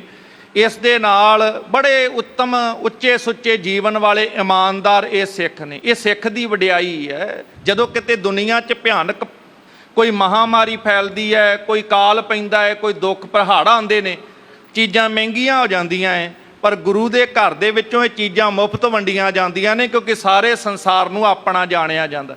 ਇਹ ਸਿੱਖ ਵੀ ਜਿੱਥੇ ਸਾਰਿਆਂ ਨਾਲ ਪਿਆਰ ਕਰਦੇ ਨੇ, ਉੱਥੇ ਇਮਾਨਦਾਰੀ ਨਾਲ ਲੋੜਵੰਦਾਂ ਦੀ ਮਦਦ ਵੀ ਕਰਿਆ ਕਰਦੇ ਨੇ। ਵੰਡ ਕੇ ਛਕਣ ਵਾਲਾ ਕਾਰਜ ਇਹ ਸਿੱਖ ਵੀ ਕਰਦੇ ਸਨ। ਚਾਉ ਪਈ ਪੁਰਬ ਦਿਵਸ ਮਹਿ ਅਸਨ ਬਣਾਵੈ। ਜਦੋਂ ਕੋਈ ਪੁਰਬ ਆਉਂਦਾ ਹੈ, ਕੋਈ ਦਿਨ ਤਿਉਹਾਰ ਆਉਂਦਾ ਹੈ, ਉੱਥੇ ਖੁੱਲਾ ਲੰਗਰ, ਇਹ ਉਸ ਵਕਤ ਪ੍ਰਸ਼ਾਦਾ ਪਾਣੀ ਤਿਆਰ ਕਰਦੇ ਹਨ। ਸਿੱਖਨ ਕੋ ਧਰ ਭਾਉ ਅਛਾਵੈ। ਤੇ ਜਿਹੜੇ ਸਿੱਖ ਨੇ ਉਹਨਾਂ ਦੀ ਬੜੇ ਪ੍ਰੇਮ ਤੇ ਭਾਵਨਾ ਨਾਲ ਸੇਵਾ ਕਰਕੇ ਉਹਨਾਂ ਨੂੰ ਪ੍ਰਸ਼ਾਦਾ ਪਾਣੀ ਛਕਾਉਂਦੇ ਹਨ। ਏਕ ਮੁਗਲ ਤਿਨ ਕੇ ਢਿਗ ਆਏ। ਕੇਵਲ ਸਿੱਖ ਹੀ ਨਹੀਂ, ਹਰ ਧਰਮ ਦਾ ਬੰਦਾ ਇਹਨਾਂ ਦਾ ਸਤਿਕਾਰ ਕਰਦਾ ਸੀ। ਇਹਨਾਂ ਦੀ ਇਮਾਨਦਾਰੀ ਦੀ ਚਰਚਾ ਹੋਇਆ ਕਰਦੀ ਸੀ। ਏਡਾ ਉੱਚਾ ਸੁੱਚਾ ਜੀਵਨ ਸੀ ਤੇ ਇਹੋ ਜੀਆਂ ਅਵਸਥਾਵਾਂ ਵੀ ਦੱਸੀਆਂ ਜਾਂਦੀਆਂ ਨੇ ਕਿ ਬਾਕੀ ਪਿੰਡ ਦੀ ਗਵਾਹੀ ਇੱਕ ਪਾਸੇ ਤੇ ਸਿੱਖ ਦੀ ਗਵਾਹੀ ਇੱਕ ਪਾਸੇ ਹੋਇਆ ਕਰਦੀ ਸੀ। ਇੰਨਾ ਇਹ ਸਿੱਖ ਦੇ ਜੀਵਨ ਦਾ ਮਾਣ ਸੀ। ਇੱਕ ਮੁਗਲ ਉਸ ਸਮੇਂ ਦੇ ਅੰਦਰ ਜਿਹੜਾ ਇਹਨਾਂ ਦੇ ਕੋਲ ਆਇਆ ਹੈ, ਸੌਂਪੀ ਦੀਨਾਰ ਜੋ ਸਮੁਦਾਏ, ਉਹਦੇ ਕੋਲ ਇੱਕ ਥੈਲਾ ਸੀ ਜਿਹਦੇ ਵਿੱਚ ਮੋਹਰਾਂ ਜਿਹੜੀਆਂ ਸੀ ਸੋਨੇ ਦੀਆਂ ਉਹ ਰੱਖੀਆਂ ਸੀ, ਦਿਨਾਰ ਰੱਖੇ ਹੋਏ ਸਨ। ਉਹ ਮੋਹਰਾਂ ਦਾ ਥੈਲਾ ਉਹਨੇ ਬੜੇ ਪਿਆਰ ਨਾਲ ਭਾਈ ਰੂਪਚੰਦ ਜੀ, ਭਾਈ ਭੀਵਾ ਜੀ ਨੂੰ ਸੌਂਪਣਾ ਕੀਤਾ। ਧਰ ਦਿੱਲੀ ਕੋ ਗਮਨਿਓ ਸੋਏ, ਇਹ ਕਹਿ ਕੇ ਕਿ ਮੇਰੀ ਇਹ ਅਮਾਨਤ ਹੈ, ਸੰਭਾਲ ਕਰਕੇ ਰੱਖਿਓ। ਤੇ ਆਪ ਉਹ ਅਮਾਨਤ ਉਹਨਾਂ ਨੂੰ ਦੇ ਕੇ ਤੇ ਆਪ ਉਹ ਮੁਗਲ ਸਾਧ ਸੰਗਤ ਦਿੱਲੀ ਵਾਲੇ ਪਾਸੇ ਨੂੰ ਚਲਿਆ ਗਿਆ। ਲਿਖਿਓ ਵਹੀ ਪਰ ਨਹਿ ਇਨ ਦੋਏ, ਪਰ ਉਸ ਸਮੇਂ ਰੁਝੇਵੇਂ ਕੁਛ ਇਹੋ ਜਿਹੇ ਸੀ ਭਾਈ ਰੂਪਚੰਦ ਜੀ, ਭਾਈ ਭੀਵਾ ਜੀ ਨੂੰ ਇਹ ਰੁਝੇਵਿਆਂ ਕਰਕੇ ਉਹ ਲਿਖਤ ਲਿਖਣ ਦੀ ਥਾਣਾ ਕਿਤੇ ਭੁੱਲ ਗਏ। ਜਿਹੜੀ ਉਹ ਵਹੀ ਦੇ ਅੰਦਰ ਧਰਮ ਪੱਤਰੀ ਜਿਹੜੀ ਵਪਾਰੀਆਂ ਕੋ ਹੁੰਦੀ ਹੈ ਉਹਦੇ 'ਚ ਲਿਖ ਲਿਆ ਕਰਦੇ ਸਨ, ਪਰ ਲਿਖਣਾ ਭੁੱਲ ਗਏ। ਉਹ ਚੇਤੇ ਵਿੱਚੋਂ ਵਿਸਰ ਗਿਆ। ਬਿਸਰ ਗਏ ਨਹਿ ਹਿਰਦੈ ਸੰਭਾਰੀ, ਨਾ ਚੇਤੇ ਵਿੱਚ ਰੱਖਿਆ। ਇਹ ਭੁਲੇਖਾ ਇਹੋ ਜਿਹੀ ਭੁੱਲ ਹੋ ਗਈ ਕਿ ਉਹ ਲਿਖਣਾ ਵੀ ਭੁੱਲ ਗਏ ਤੇ ਆਪਣੇ ਚਿੱਤ ਵਿੱਚੋਂ ਵੀ ਇਹ ਗੱਲ ਜਿਹੜੀ ਸੀ ਪੂਰੀ ਤਰ੍ਹਾਂ ਉਹ ਭੁੱਲ ਚੁੱਕੇ ਸਨ। ਧਰੀ ਰਹੀ ਜਹ ਧਰ ਇੱਕ ਬਾਰੀ, ਉਹ ਸੋਨੇ ਦੇ ਮੋਹਰਾਂ ਦੀ ਥੈਲੀ, ਉਹ ਮੋਹਰਾਂ ਵਾਲੀ ਥੈਲੀ ਜਿੱਥੇ ਰੱਖੀ ਸੀ ਉੱਥੇ ਦੀ ਉੱਥੇ ਹੀ ਬਾਕੀ ਸਮਾਨ ਦੇ ਵਿੱਚ ਰੱਖੀ ਰਹਿ ਗਈ। ਧਿਆਨ ਨਹੀਂ ਆਇਆ, ਹੋਰ ਕੰਮਾਂ ਕਾਜਾਂ ਦੇ ਵਿੱਚ ਲੱਗੇ ਰਹੇ, ਪਰ ਉਸ ਮੋਹਰਾਂ ਦੀ ਥੈਲੀ ਵੱਲ ਮੁੜ ਕੇ ਕਿਸੇ ਦਾ ਵੀ ਧਿਆਨ ਨਾ ਗਿਆ। ਪੰਜ ਮਾਸ ਮੈਂ ਹਟ ਸੋ ਆਇਓ, ਇੱਧਰ ਸਾਧ ਸੰਗਤ ਲਗਭਗ 5 ਮਹੀਨੇ ਦਾ ਸਮਾਂ ਇਸੇ ਤਰੀਕੇ ਦੇ ਨਾਲ ਬਤੀਤ ਹੋ ਗਿਆ। ਦੋਨੋਂ ਕੋ ਨਿਜ ਬਦਨ ਦਿਖਾਇਓ, 5 ਮਹੀਨਿਆਂ ਬਾਅਦ ਉਹ ਜਿਹੜਾ ਮੁਗਲ ਸੀ ਉਹ ਵਾਪਸ ਆਉਂਦਾ ਏ ਤੇ ਭਾਈ ਰੂਪਚੰਦ ਤੇ ਭਾਈ ਭੀਵਾ ਜੀ ਦੇ ਸਾਹਮਣੇ ਆ ਕੇ ਆਪਣਾ ਮੁੱਖ ਵਿਖਾਉਂਦਾ ਏ। ਉਹਨਾਂ ਦੇ ਸਾਹਮਣੇ ਜਦੋਂ ਆਇਆ ਹਿਤ ਜਾਚਨ ਧਨ ਬਾਕ ਸੁਨਾਵਾ, ਤੇ ਕਹਿਣ ਲੱਗਾ ਭਾਈ ਮੈਂ ਤੁਹਾਨੂੰ ਇਹ ਜਿਹੜੀ ਮੋਹਰਾਂ ਦੀ ਥੈਲੀ ਦੇ ਗਿਆ ਸੀ ਉਹ ਜਰਾ ਮੈਨੂੰ ਹੁਣ ਵਾਪਸ ਕਰ ਦਿਓ। ਉਹ ਮੈਂ ਵਾਪਸ ਲੈਣ ਤੁਹਾਡੇ ਕੋਲ ਆਇਆ ਹਾਂ। ਮੈਂ ਤੁਮਰੇ ਢਿਗ ਧਰ ਗਮਨਾਵਾ, ਕਿ 5 ਮਹੀਨੇ ਪਹਿਲਾਂ ਤੁਹਾਡੇ ਕੋਲ ਰੱਖ ਕੇ ਮੈਂ ਅਗਲੇ ਕਿਸੇ ਕੰਮ ਵਾਸਤੇ ਚਲਿਆ ਗਿਆ ਸੀ।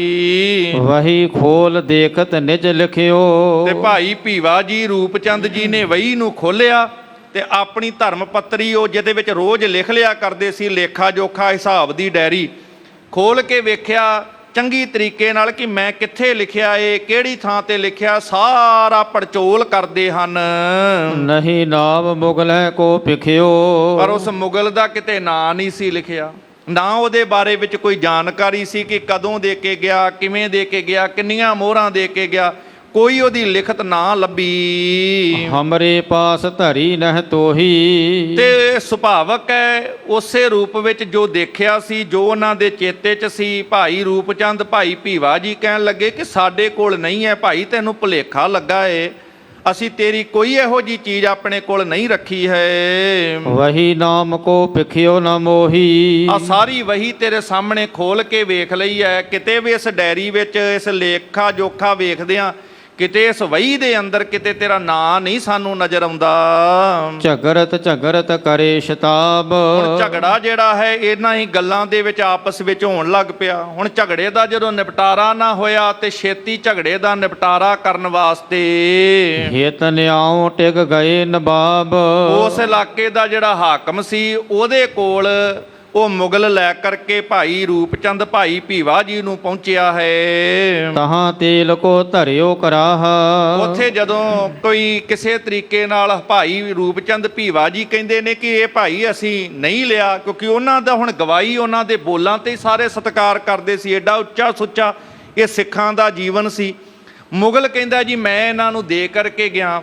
ਤੇ ਉਸ ਵਕਤ ਕਵੀ ਜੀ ਲਿਖਦੇ ਕਹਿੰਦੇ ਫਿਰ ਉਹ ਜਿਹੜਾ ਨਿਆਂ ਕਰਨ ਦਾ ਇੱਕ ਤਰੀਕਾ ਸੀ, ਉੱਥੇ ਇੱਕ ਤੇਲ ਦਾ ਕੜਾਇਆ ਰੱਖਿਆ ਹੋਇਆ ਸੀ ਜਿਹਦੇ ਵਿੱਚ ਗਰਮ ਤੇਲ ਖੌਲਦਾ ਸੀ। ਤਪਤ ਕਰਿਓ ਪਾਵੋ ਕਰਮਾਹ, ਕਹਿੰਦੇ ਉਸ ਤੇਲ ਨੂੰ ਜਦੋਂ ਗਰਮ ਕੀਤਾ ਗਿਆ ਤੇ ਉਹ ਹਾਕਮ ਕਹਿਣ ਲੱਗਾ ਭਾਈ ਤੁਸੀਂ ਹੁਣ ਜੇ ਜਿਹੜਾ ਸੱਚਾ ਹੈ ਇਸ ਗੱਲ ਦਾ ਨਿਪਟਾਰਾ ਕਰਨਾ ਹੈ ਤੇ ਇਦਾਂ ਕਰੋ, ਜਿਹੜਾ ਸੱਚਾ ਹੋਏਗਾ ਬਚ ਜਾਏਗਾ। ਤੁਸੀਂ ਆਪਣੇ ਹੱਥ ਜਿਹੜੇ ਨੇ ਇਸ ਕੜਾਏ ਦੇ ਅੰਦਰ ਤੇਲ ਦੇ ਵਿੱਚ, ਗਰਮ ਤੇਲ ਵਿੱਚ ਪਾਉਣਾ ਕਰੋ।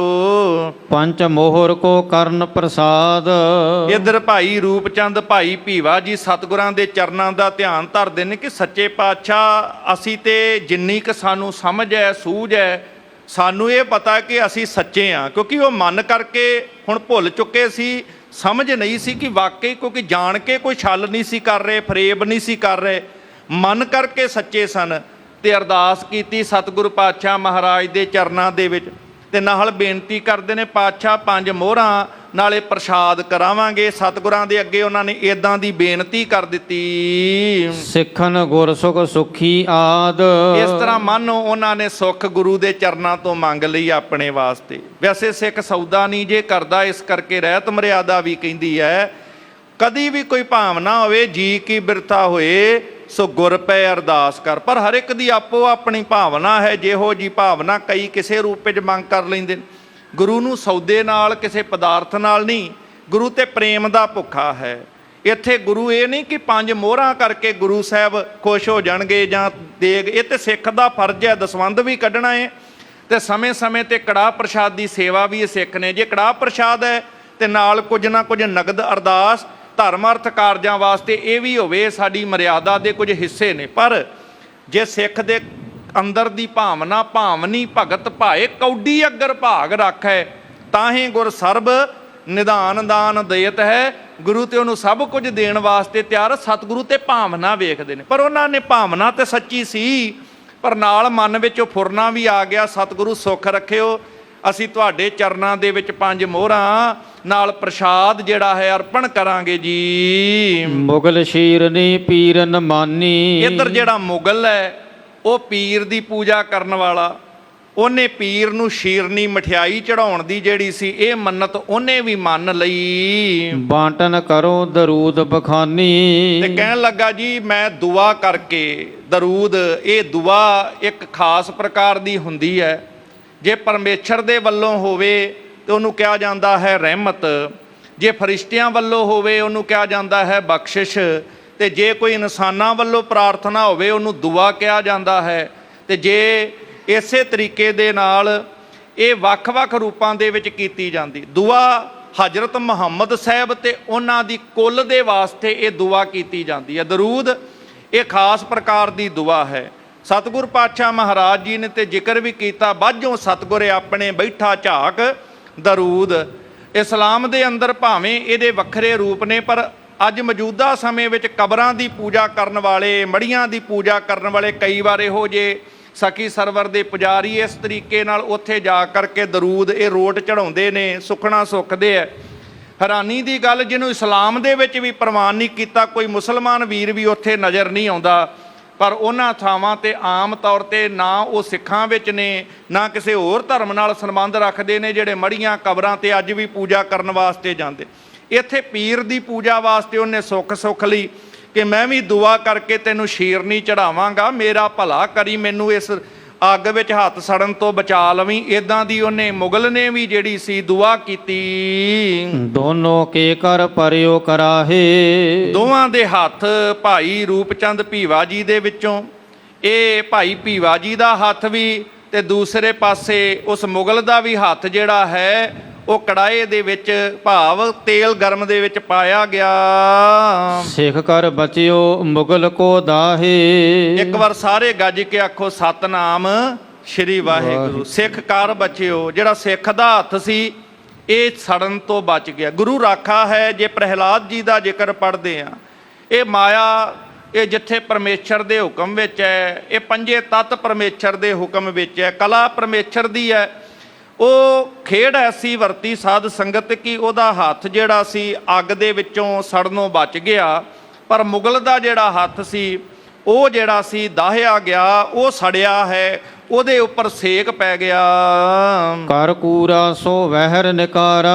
ਹਾਕਮ ਨੇ ਵੇਖਿਆ ਇਹ ਮੁਗਲ ਝੂਠ ਬੋਲਦਾ ਹੈ, ਉਹਨੂੰ ਉੱਥੋਂ ਬਾਹਰ ਕੱਢ ਦਿੱਤਾ, ਝੂਠੇ ਹੋਣ ਦਾ ਦੋਸ਼ ਲਾ ਕੇ ਉਹਨੂੰ ਬਾਹਰ ਕਰ ਦਿੱਤਾ। ਭੀਵਾ ਆਪਣੇ ਸਦਨ ਸਿਧਾਰਾ, ਭਾਈ ਭੀਵਾ ਬੜੇ ਖੁਸ਼ੀ ਨਾਲ ਬੜਾ ਸੁੱਖ ਮਨਾਉਂਦਿਆਂ ਹੋਇਆਂ ਆਪਣੇ ਘਰ ਜਦੋਂ ਪਹੁੰਚਦਾ ਹੈ, ਰੂਪ ਚੰਦ ਭਰਾਤਾ ਸੋ ਕਹਿਓ। ਤੇ ਭਰਾਤਾ ਰੂਪ ਚੰਦ ਦੇ ਨਾਲ ਜਦੋਂ ਇਹ ਗੱਲਬਾਤ ਚੱਲਦੀ ਹੈ ਤੇ ਭਰਾ ਉਹਨਾਂ ਨੂੰ ਕਹਿੰਦਾ ਹੈ ਕਿ ਭਰਾ ਜੀ ਇਹ ਗੱਲ ਸਮਝ ਨਹੀਂ ਆਈ ਕਿ ਮੁਗਲ ਦੇ ਅੰਦਰ ਵਿਸ਼ਵਾਸ ਹੋਏਗਾ ਤਾਂ ਹੀ ਤਾਂ ਉਹਨੇ ਹੱਥ ਪਾਇਆ ਨਾ ਤੇਲ ਦੇ ਵਿੱਚ। ਜੇ ਵਿਸ਼ਵਾਸ ਨਾ ਹੁੰਦਾ ਤੇ ਹੱਥ ਕਿਉਂ ਪਾਉਂਦਾ? ਉਹਨੂੰ ਇੰਨਾ ਵਿਸ਼ਵਾਸ ਕਿਵੇਂ ਸੀ? ਉਹ ਅਗਰ ਝੂਠਾ ਹੁੰਦਾ ਤਾਂ ਉਹਨੇ ਨਹੀਂ ਸੀ ਪਾਉਣਾ। ਮੁਗਲ ਵੀ ਕਿਤੇ ਸੱਚਾ ਹੀ ਨਾ ਹੋਵੇ। ਆਖਰਕਾਰ ਇਹ ਮਨ ਦੇ ਵਿੱਚ ਉਹਨਾਂ ਨੇ ਜਦੋਂ ਸੋਚ ਕੇ ਆਪਸ ਵਿੱਚ ਗੱਲਾਂ ਕਰਦੇ ਹਨ ਕਿਉਂ ਤਨ ਮੁਗਲ ਮੰਗ ਬੋ ਚਾਹਿਓ। ਕਿ ਜੇ ਉਹ ਝੂਠਾ ਸੀ ਤੇ ਫਿਰ ਸਾਡੇ ਕੋਲ ਧਨ ਕਿਉਂ ਮੰਗ ਰਿਹਾ ਸੀ, ਤੇ ਜੇ ਉਹ ਸੱਚਾ ਸੀ ਤੇ ਫਿਰ ਆਖਰਕਾਰ ਸਾਨੂੰ ਇਸ ਗੱਲ ਦੀ ਸਮਝ ਕਿਉਂ ਨਹੀਂ ਹੈ? ਤਬ ਦੋਨੋਂ ਨੇ ਸਕਲ ਦੁਕਾਨ, ਮਨ ਚ ਆਇਆ ਕਿਤੇ ਉਹ ਸੱਚਾ ਹੀ ਨਾ ਹੋਵੇ, ਕਿਉਂਕਿ ਗੁਰੂ ਤੇ ਸਾਡਾ ਰਾਖਾ ਹੈ, ਹਰ ਥਾਂ ਤੇ ਮਦਦ ਕਰਦਾ ਹੈ। ਕਿਤੇ ਉਹ ਸੱਚਾ ਨਾ ਹੋਵੇ। ਵੇਖਣ ਵਾਸਤੇ ਆਪਣੀ ਸਾਰੀ ਦੁਕਾਨ ਜਿਹੜੀ ਸੀ ਉਹ ਚੰਗੀ ਤਰੀਕੇ ਦੇ ਨਾਲ ਫੋਲਣੀ ਸ਼ੁਰੂ ਕਰ ਦਿੱਤੀ। ਸਾਰੀ ਦੁਕਾਨ ਜਦੋਂ ਵੇਖਦੇ ਨੇ, ਭੋਜਨ ਕਰੀ ਸਕਲ ਅਸਥਾਨ, ਸਾਰੇ ਪਾਸੇ ਸਾਰੇ ਬੋਰੇ ਚੱਕ ਕੇ, ਸਮਾਨ ਚੁੱਕ ਕੇ, ਸਾਰੇ ਭਾਂਡੇ ਖੋਲ ਕੇ ਚੰਗੀ ਤਰ੍ਹਾਂ ਜਦੋਂ ਵੇਖਿਆ ਜੀ, ਕਿਸ ਬਾਸਨ ਮੈਂ ਤੇ ਸੋ ਪਾਈ। ਇੱਕ ਭਾਂਡਾ ਸੀ ਜਿਹੜਾ ਕਈ ਦਿਨਾਂ ਤੋਂ ਖੋਲਿਆ ਨਹੀਂ। ਉਸ ਭਾਂਡੇ ਨੂੰ ਜਦੋਂ ਖੋਲ ਕਰਕੇ ਵੇਖਦੇ ਨੇ ਤੇ ਹੈਰਾਨ ਹੋ ਗਏ ਨੇ ਉਸ ਭਾਂਡੇ ਵੱਲ ਵੇਖ ਕੇ। ਬੋਹਰ ਵਾਸਣੀ ਮਹਿ ਸਮੁਦਾਈ, ਇੱਕ ਥੈਲੇ ਦੇ ਵਿੱਚ ਉਹ ਮੋਹਰਾਂ ਜਿਹੜੀ ਉਹ ਦੇ ਕੇ ਗਿਆ ਸੀ, ਉਹ ਸਾਰੀਆਂ ਮੋਹਰਾਂ, ਉਹ ਦਿਨਾਰ ਸਾਰੇ ਦੇ ਸਾਰੇ ਇੱਕ ਭਾਂਡੇ ਦੇ ਵਿੱਚ ਉਸੇ ਤਰ੍ਹਾਂ ਪਏ ਹੋਏ ਸਨ। ਬਹੁਤ ਬਸੂਰਤ ਸ਼ੀਗਰ ਗਏ ਤਹ, ਇਹ ਵੇਖ ਕੇ ਮਨ ਵਿੱਚ ਬੜਾ ਝੋਰਾ ਕਿ ਆਹ ਜਿਹੜੀ ਕਿਸ ਵਸਤੂ ਹੈ, ਇਹ ਮੋਹਰਾਂ ਨੇ ਸਾਡੇ ਲੇਖੇ 'ਚ ਨਹੀਂ, ਸਾਡੇ ਹਿਸਾਬ 'ਚ ਨਹੀਂ, ਸਾਡੀਆਂ ਵੀ ਨਹੀਂ ਤੇ ਕਿਸੇ ਦੀਆਂ ਵੀ ਨਹੀਂ, ਤੇ ਇਹਦਾ ਮਤਲਬ ਕਿਤੇ ਮੁਗਲ ਦੀਆਂ ਤੇ ਨਹੀਂ, ਇਹਦਾ ਮਤਲਬ ਸਾਡੇ ਤੋਂ ਕਿਤੇ ਗਲਤੀ ਹੋ ਗਈ। ਰੱਖ ਵੀ ਲੈਂਦੇ, ਕੋਈ ਨਹੀਂ ਸੀ ਜਾਣ ਸਕਦਾ। ਪਰ ਇਹ ਗੁਰੂ ਦੇ ਨਾਲ ਪਿਆਰ ਰੱਖਣ ਵਾਲੇ ਇਹ ਸਿੱਖਾਂ ਦੀ ਅਵਸਥਾ ਹੈ। ਅੱਜ ਵੀ ਅਮਰੀਕਾ, ਕੈਨੇਡਾ, ਕਈ ਥਾਵਾਂ, ਆਸਟ੍ਰੇਲੀਆ ਦੇ ਵਿੱਚੋਂ ਖਬਰਾਂ ਮਿਲਦੀਆਂ, ਕੋਈ ਟੈਕਸੀ ਡਰਾਈਵਰ ਸਿੱਖ ਹੈ, ਕੋਈ ਹੋਰ ਕੰਮ ਕਰਦਾ ਸਿੱਖ। ਲੋਕ ਹੈਰਾਨ ਹੁੰਦੇ ਨੇ ਜਦੋਂ ਕਿਤੇ ਕਿਸੇ ਦਾ ਪਰਸ ਡਿੱਗਿਆ ਲੱਭ ਜਾਏ, ਕਿਸੇ ਦੇ ਕਰੋੜਾਂ ਰੁਪਈਏ ਡਿੱਗੇ ਲੱਭ ਜਾਂਦੇ ਆ, ਤੇ ਸਿੱਖ ਜਾ ਕਰਕੇ ਉਹਨਾਂ ਨੂੰ ਪਹੁੰਚਾ ਆਉਂਦੇ ਨੇ। ਉਹ ਹੈਰਾਨ ਹੋ ਕੇ ਇਸ ਦਸਤਾਰ ਦਾ, ਇਸ ਸਰੂਪ ਦਾ ਸਤਿਕਾਰ ਕਰਦੇ ਨੇ ਕਿ ਇਹ ਬੰਦੇ ਵਾਕਈ ਇਮਾਨਦਾਰ ਨੇ, ਇਹ ਸੰਤ ਦਾ ਜੀਵਨ ਹੈ। ਇਹੋ ਜਿਹਾ ਸੰਤ ਸਿਪਾਹੀ ਸਤਿਗੁਰਾਂ ਨੇ ਸਾਨੂੰ ਬਣਾ ਦਿੱਤਾ। ਅੱਜ ਦੁਨੀਆ ਇਸ ਗੱਲ ਦੀਆਂ ਤਾਰੀਫਾਂ ਕਰਦੀ। ਸਾਡੇ ਕਿਰਦਾਰ ਨੇ ਸਿੱਖੀ ਦਾ ਪ੍ਰਚਾਰ ਕਰਨਾ ਹੈ। ਲੋਕ ਸਾਡੇ ਪਲ ਪਲ ਤੋਂ ਪ੍ਰਭਾਵਿਤ ਹੁੰਦੇ ਆ ਸਾਡੀ ਇਮਾਨਦਾਰੀ ਨੂੰ ਵੇਖ ਕੇ। ਵਿਦੇਸ਼ਾਂ ਵਿੱਚ ਵੀ ਪਹਿਲਾਂ ਸਿੱਖਾਂ ਨੇ ਬਹੁਤ ਮਾਣ ਹਾਸਲ ਕੀਤਾ, ਤੇ ਅੱਜ ਵੀ ਜਿਹੜੇ ਨੌਜਵਾਨ ਗਏ ਨੇ ਚੇਤੇ ਰੱਖਣ ਜਿਹੜੇ ਪੁਰਾਣੇ ਸਮੇਂ ਸਿੱਖਾਂ ਨੇ ਕਮਾਈਆਂ ਕਰਕੇ ਉੱਥੇ ਸਤਿਕਾਰ ਮਾਣ ਹਾਸਲ ਕੀਤਾ। ਉਹ ਰਹਿਤ ਬੈਤ ਵਿੱਚ ਅੱਜ ਅਸੀਂ ਵੀ ਰਹਿ ਕਰਕੇ ਉਹ ਮਾਣ ਬਰਕਰਾਰ ਰੱਖਣਾ ਹੈ। ਨਸ਼ਿਆਂ ਵਾਲੇ ਪਾਸੇ ਨਾ ਜਾਈਏ, ਚੋਰੀ ਜਾਰੀ ਮਾੜੇ ਕੰਮਾਂ ਤੋਂ ਬਚ ਕੇ ਰਹੀਏ, ਕਿਉਂਕਿ ਸਿੱਖੀ ਦਾ ਪ੍ਰਚਾਰ ਸਿੱਖ ਨੇ ਕਰਨਾ, ਸਾਡੇ ਜੀਵਨ ਵਿੱਚ ਹੋਣਾ। ਐਡਾ ਉੱਚਾ ਸੁੱਚਾ ਜੀਵਨ ਬੜੇ ਮਨ ਵਿੱਚ ਇਹ ਝੂਰਦੇ ਨੇ, ਬੜੇ ਮਨ ਦੇ ਵਿੱਚ ਇਹ ਆਪਣੇ ਅਪਰਾਧ ਬੋਧ ਵਿੱਚ ਆ ਕੇ ਵਿਸੂਰਦੇ ਨੇ ਕਿ ਬੜੀ ਛੇਤੀ ਨਾਲ ਉਸ ਮੁਗਲ ਦੇ ਕੋਲ ਉਹ ਥੈਲੀ ਲੈ ਕੇ ਚਲੇ ਗਏ। ਮੁਗਲ ਸਚਿੰਤ ਮਹਾ ਦੁਖ ਸੋਜ ਹੈ, ਉਧਰ ਮੁਗਲ ਬੜਾ ਦੁੱਖ ਦੇ ਵਿੱਚ, ਕਿਉਂਕਿ ਉਹ ਤੇ ਸੱਚਾ ਸੀ ਮਨ ਕਰਕੇ, ਪਰ ਉਹ ਸੋਚਾਂ 'ਚ ਫਿਕਰਾਂ 'ਚ ਪਿਆ ਹੈ ਕਿ ਮੇਰੇ ਨਾਲ ਇਦਾਂ ਕਿਉਂ ਹੋ ਗਿਆ। ਬੜਾ ਦੁਖੀ ਹੋਇਆ ਪਿਆ ਸੀ। ਬਿਸਰ ਗਏ ਹਮ ਖੋਜੀ ਆਛੇ, ਤੇ ਬੜੇ ਪਿਆਰ ਦੇ ਨਾਲ ਉਸ ਮੁਗਲ ਕੋਲ ਜਾ ਕਰਕੇ ਹੱਥ ਜੋੜ ਕੇ ਕਹਿਣ ਲੱਗੇ, ਭਾਈ ਸਾਡੇ ਤੋਂ ਗਲਤੀ ਹੋ ਗਈ ਹੈ, ਅਸੀਂ ਭੁੱਲ ਗਏ ਸੀ, ਸਾਨੂੰ ਪਤਾ ਹੀ ਨਹੀਂ ਸੀ ਕਿ ਤੂੰ ਸਾਨੂੰ ਮੋਹਰਾਂ ਦੇ ਕੇ ਗਿਆ। ਅਸੀਂ ਚੰਗੀ ਤਰ੍ਹਾਂ ਜਦੋਂ ਖੋਜ ਆਪਣੇ ਘਰ ਦੁਕਾਨ ਦੇ ਵਿੱਚ ਕੀਤੀ ਹੈ, ਭਰੀ ਵਾਸਣੀ ਪ੍ਰਾਪਤ ਪਾਛੇ, ਜਿਹੜੀਆਂ ਤੂੰ ਮੋਹਰਾਂ ਦੇ ਕੇ ਗਿਆ ਭਾਈ ਤੂੰ ਸੱਚਾ ਸੀ, ਤੇਰੀਆਂ ਸਾਰੀਆਂ ਮੋਹਰਾਂ ਦੀ ਥੈਲੀ ਸਾਨੂੰ ਮਿਲ ਗਈ ਹੈ। ਲਿਹੋ ਆਪਣੀ ਦੁੱਖ ਦੂਰ ਕਰੀਜੈ, ਇਸ ਕਰਕੇ ਭਾਈ ਇਹ ਤੇਰੀ ਜਿਹੜੀ ਅਮਾਨਤ ਸੀ, ਅਸੀਂ ਤੈਨੂੰ ਵਾਪਸ ਕਰਨ ਵਾਸਤੇ ਆਏ ਆ। ਆਪਣੀ ਅਮਾਨਤ ਰੱਖੋ, ਸਾਡੀ ਗਲਤੀ ਹੋਈ ਹੈ, ਤੂੰ ਆਪਣਾ ਦੁੱਖ ਦੂਰ ਕਰਨਾ ਕਰ। ਸ਼ਿਮੋ ਭੂਲ ਹਮਰੀ ਸੁਖ ਲੀਜੈ, ਸਾਡੀ ਗਲਤੀ ਹੈ, ਸਾਡੇ ਅਪਰਾਧ ਨੂੰ ਮਾਫ ਕਰ ਦਿਓ, ਇਹ ਸਾਡੀ ਭੁੱਲ ਹੈ, ਅਸੀਂ ਜਾਣ ਕੇ ਕਾਰਜ ਨਹੀਂ ਕੀਤਾ, ਭੁੱਲ ਗਿਆ ਸੀ, ਸਮਝ ਨਹੀਂ ਸੀ, ਅਣਜਾਣੇ ਵਿੱਚ ਹੋਈ ਇਸ ਗਲਤੀ, ਇਸ ਭੁੱਲ ਦੀ ਸਾਨੂੰ ਮਾਫੀ ਦਿਓ। ਤੇ ਤੁਸੀਂ ਸਾਰੇ ਮੁਗਲ ਨੂੰ ਕਹਿੰਦੇ ਆਪ ਜੀ ਸੁੱਖ ਲੈਣਾ ਕਰੋ। ਬਿਸਮਤ ਮੁਗਲ ਕਹੀ ਮੁਖ ਬਾਣੀ, ਜੋ ਮੁਗਲ ਵੀ ਬੜਾ ਹੈਰਾਨ ਹੋ ਕੇ ਆਪਣੇ ਮੁਖ ਤੋਂ ਇਹ ਗੱਲ ਪੁੱਛਣ ਵਾਸਤੇ ਹੈਰਾਨੀ ਦੀ ਅਵਸਥਾ ਵਿੱਚ ਜਦੋਂ ਪੁੱਛ ਜਾਣਦਾ ਹੈ ਕਿ ਇਹ ਮੋਹਰਾਂ ਦੀ ਥੈਲੀ ਵੀ ਇਹਨਾਂ ਦੇ ਕੋਲ, ਹੱਥ ਇਹਨਾਂ ਨੇ ਪਾਇਆ ਸੜਿਆ ਵੀ ਨਹੀਂ, ਕਾਰਨ ਕੀ? ਹੈਰਾਨ ਹੋ ਕੇ ਪੁੱਛਦਾ ਹੈ, ਕਿਸ ਕੀ ਤੁਮ ਮੰਨਤ ਤਬ ਮਾਨੀ। ਕਹਿ ਲੱਗੇ ਤੁਸੀਂ ਕਿਹਨੂੰ ਮੰਨਦੇ ਹੋ? ਤੁਸੀਂ ਕਿਹਦੇ ਅੱਗੇ ਅਰਦਾਸ ਕੀਤੀ ਸੀ? ਤੁਸੀਂ ਕਿਹਦਾ ਧਿਆਨ ਧਰਿਆ ਸੀ ਜੋ ਤੁਹਾਨੂੰ ਕਿਸੇ ਪ੍ਰਕਾਰ ਦਾ ਦੁੱਖ ਨਹੀਂ ਹੋਇਆ, ਪਰੇਸ਼ਾਨੀ ਨਹੀਂ ਹੋਈ ਹੈ? ਭੀਵੇ ਕਹਿਓ ਮੋਹਰ ਹਮ ਪਾਂਚੇ। ਭਾਈ ਭੀਵਾ ਕਹਿਣ ਲੱਗੇ ਅਸੀਂ ਤੇ ਪੂਰਨ ਸਤਿਗੁਰਾਂ ਦੀ ਸੇਵਾ ਕਰਦੇ ਹਾਂ, ਕਿਉਂਕਿ ਅਧੂਰੇ ਵੀ ਬੜੇ ਨੇ ਨਾ ਅੱਜ ਦੁਨੀਆ ਦੇ ਵਿੱਚ ਫਿਰ ਰਹੇ ਨੇ, ਜਿਹੜੇ ਗੱਲਾਂ ਕਰਦੇ ਨੇ ਚੰਗੀਆਂ ਮਿੱਠੀਆਂ, ਪਰ ਜੀਵਨ ਦੇ ਵਿੱਚ ਕਰਮ ਨਹੀਂ ਉਹਨਾਂ ਦਾ ਕਿਤੇ ਵੇਖਣ ਨੂੰ ਮਿਲਦਾ।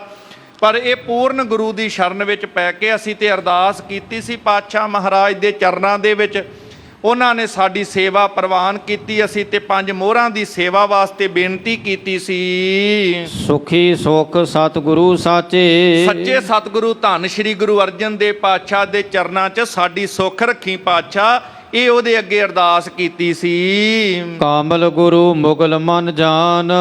ਇਹ ਗੱਲ ਜਦੋਂ ਮੁਗਲ ਨੇ ਸੁਣੀ ਕਿ ਇਹਨਾਂ ਦਾ ਗੁਰੂ ਤੇ ਵਾਕਈ ਕਾਮਲ ਹੈ, ਬੜਾ ਪੂਰਨ ਹੈ, ਜਿਹੜਾ ਹਰ ਥਾਂ ਤੋਂ ਰੱਖਿਆ ਕਰਨ ਵਾਲਾ ਸਮਰੱਥ ਹੈ, ਕਹਿਓ ਚਲੋ ਲੈ ਮੁਝ ਗੁਰ ਥਾਨ।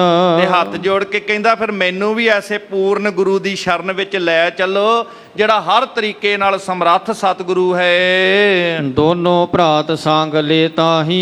ਇਹ ਦੋਵੇਂ ਭਰਾ ਰੂਪਚੰਦ ਭਾਈ ਭੀਵਾ ਸਰਹੰਦ ਦੀ ਧਰਤੀ ਤੋਂ ਚੱਲ ਕੇ ਅੰਮ੍ਰਿਤਸਰ ਸਤਿਗੁਰ ਪਾਤਸ਼ਾਹ ਮਹਾਰਾਜ ਦੇ ਅਸਥਾਨ ਇਹ ਗੁਰੂ ਕਾ ਚੱਕ ਰਾਮਦਾਸ ਰਾਮਦਾਸਪੁਰੇ ਵਿਖੇ ਲੈ ਕੇ ਆਏ ਹਨ।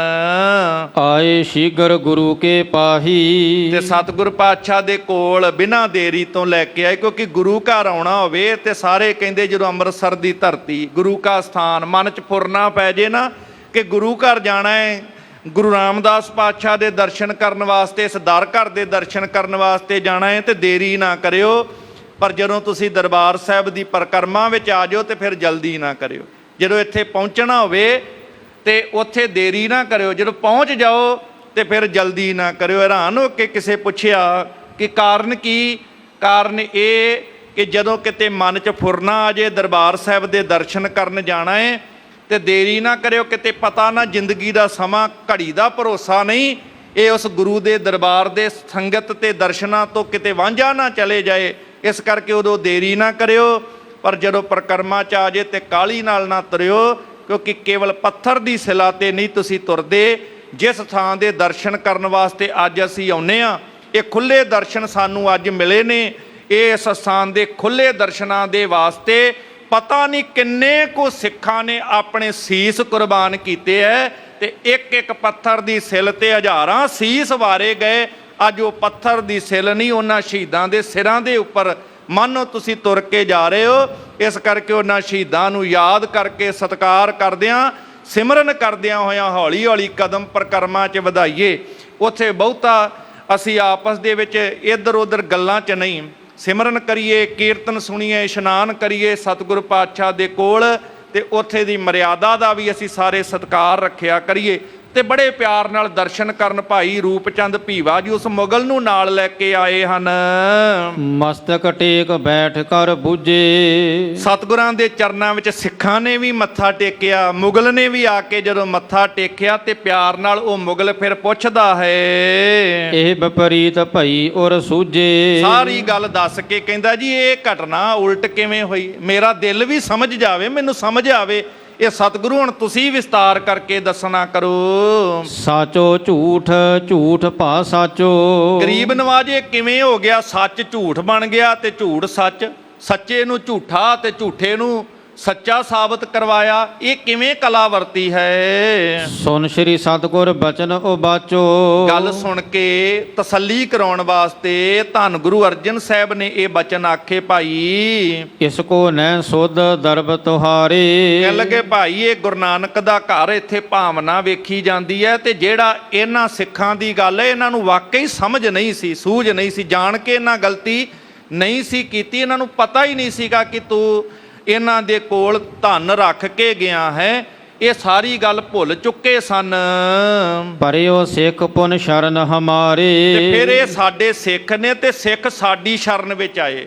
ਇਹ ਸਾਡਾ ਇੱਕ ਬਿਰਧ ਹੈ ਗੁਰੂ ਨਾਨਕ ਦੇ ਘਰ ਦਾ, ਜੋ ਸ਼ਰਨ ਆਵੇ ਤਿਸ ਕੰਠ ਲਾਵੇ। ਇੱਥੇ ਤੇ ਦੁਸ਼ਮਣ ਵੀ ਗੁਰੂ ਦੀ ਸ਼ਰਨ ਆ ਜੇ, ਸਤਿਗੁਰੂ ਉਹਦੀ ਪੈਜ ਰੱਖ ਲੈਂਦੇ ਆ ਸ਼ਰਨ ਆਏ ਦੀ। ਤੇ ਫਿਰ ਵੀ ਗੁਰੂ ਕੇ ਸਿੱਖ ਨੇ ਜੇ ਦੁਸ਼ਮਣ ਦੀ ਪੈਜ ਰੱਖ ਸਕਦੇ ਨੇ, ਕੋਈ ਬਗਾਨਾ ਗੁਰੂ ਦੀ ਸ਼ਰਨ ਆ ਜੇ ਸਤਿਗੁਰੂ ਉਹਦੀ ਪੈਜ ਰੱਖਦੇ ਨੇ। ਤੇ ਗੁਰੂ ਪਿਆਰ ਵਾਲਿਓ, ਜਿਹੜਾ ਸਿੱਖ ਕਵੇ ਪਾਤਸ਼ਾਹ ਅਸੀਂ ਸਾਰੇ ਦਰ ਛੱਡ ਕੇ ਤੇਰੇ ਦਰ ਆਏ, ਕਿਸੀ ਕੋਈ ਕੋਏ ਮੰਝ ਨਿਮਾਣੀ ਇੱਕ ਤੂੰ, ਕਿਉਂ ਨਾ ਮਰੀਜੈ ਰੋਏ ਜਾਂ ਲਗ ਚਿੱਤ ਨਾ ਆਵਈ। ਹੁਣ ਤੇ ਦਸ਼ਮੇਸ਼ ਦੇ ਬਚਨ ਆਪਾਂ ਜੀ ਪੜ੍ਹਦੇ ਹੋ, ਸਗਲ ਦੁਆਰ ਕੋ ਛੱਡ ਕੇ, ਸਾਰੇ ਕਹਿ ਦਈਏ ਪਾਤਸ਼ਾਹ ਸਗਲ ਦੁਆਰ ਕੋ ਛੱਡ ਕੇ, ਗਹਿਓ ਤੁਹਾਰੋ ਦੁਆਰ ਬਾਹੇ ਗਹੇ ਕੀ ਲਾਜ ਆਸ, ਗੋਬਿੰਦ ਦਾਸ ਤੁਆਰ। ਅਸੀਂ ਸਾਰੇ ਦਰ ਛੱਡਤੇ ਨੇ ਪਾਤਸ਼ਾਹ, ਮੜੀਆਂ ਮਸਾਣਾ ਕਬਰਾਂ ਮੂਰਤਾਂ ਸਭ ਦਰ ਛੱਡ ਕੇ ਇੱਕ ਪਾਤਸ਼ਾਹ ਤੇਰਾ ਦਰ ਟੱਕ ਲਿਆ, ਹੁਣ ਤੇਰੇ ਹੋ ਗਏ ਆ।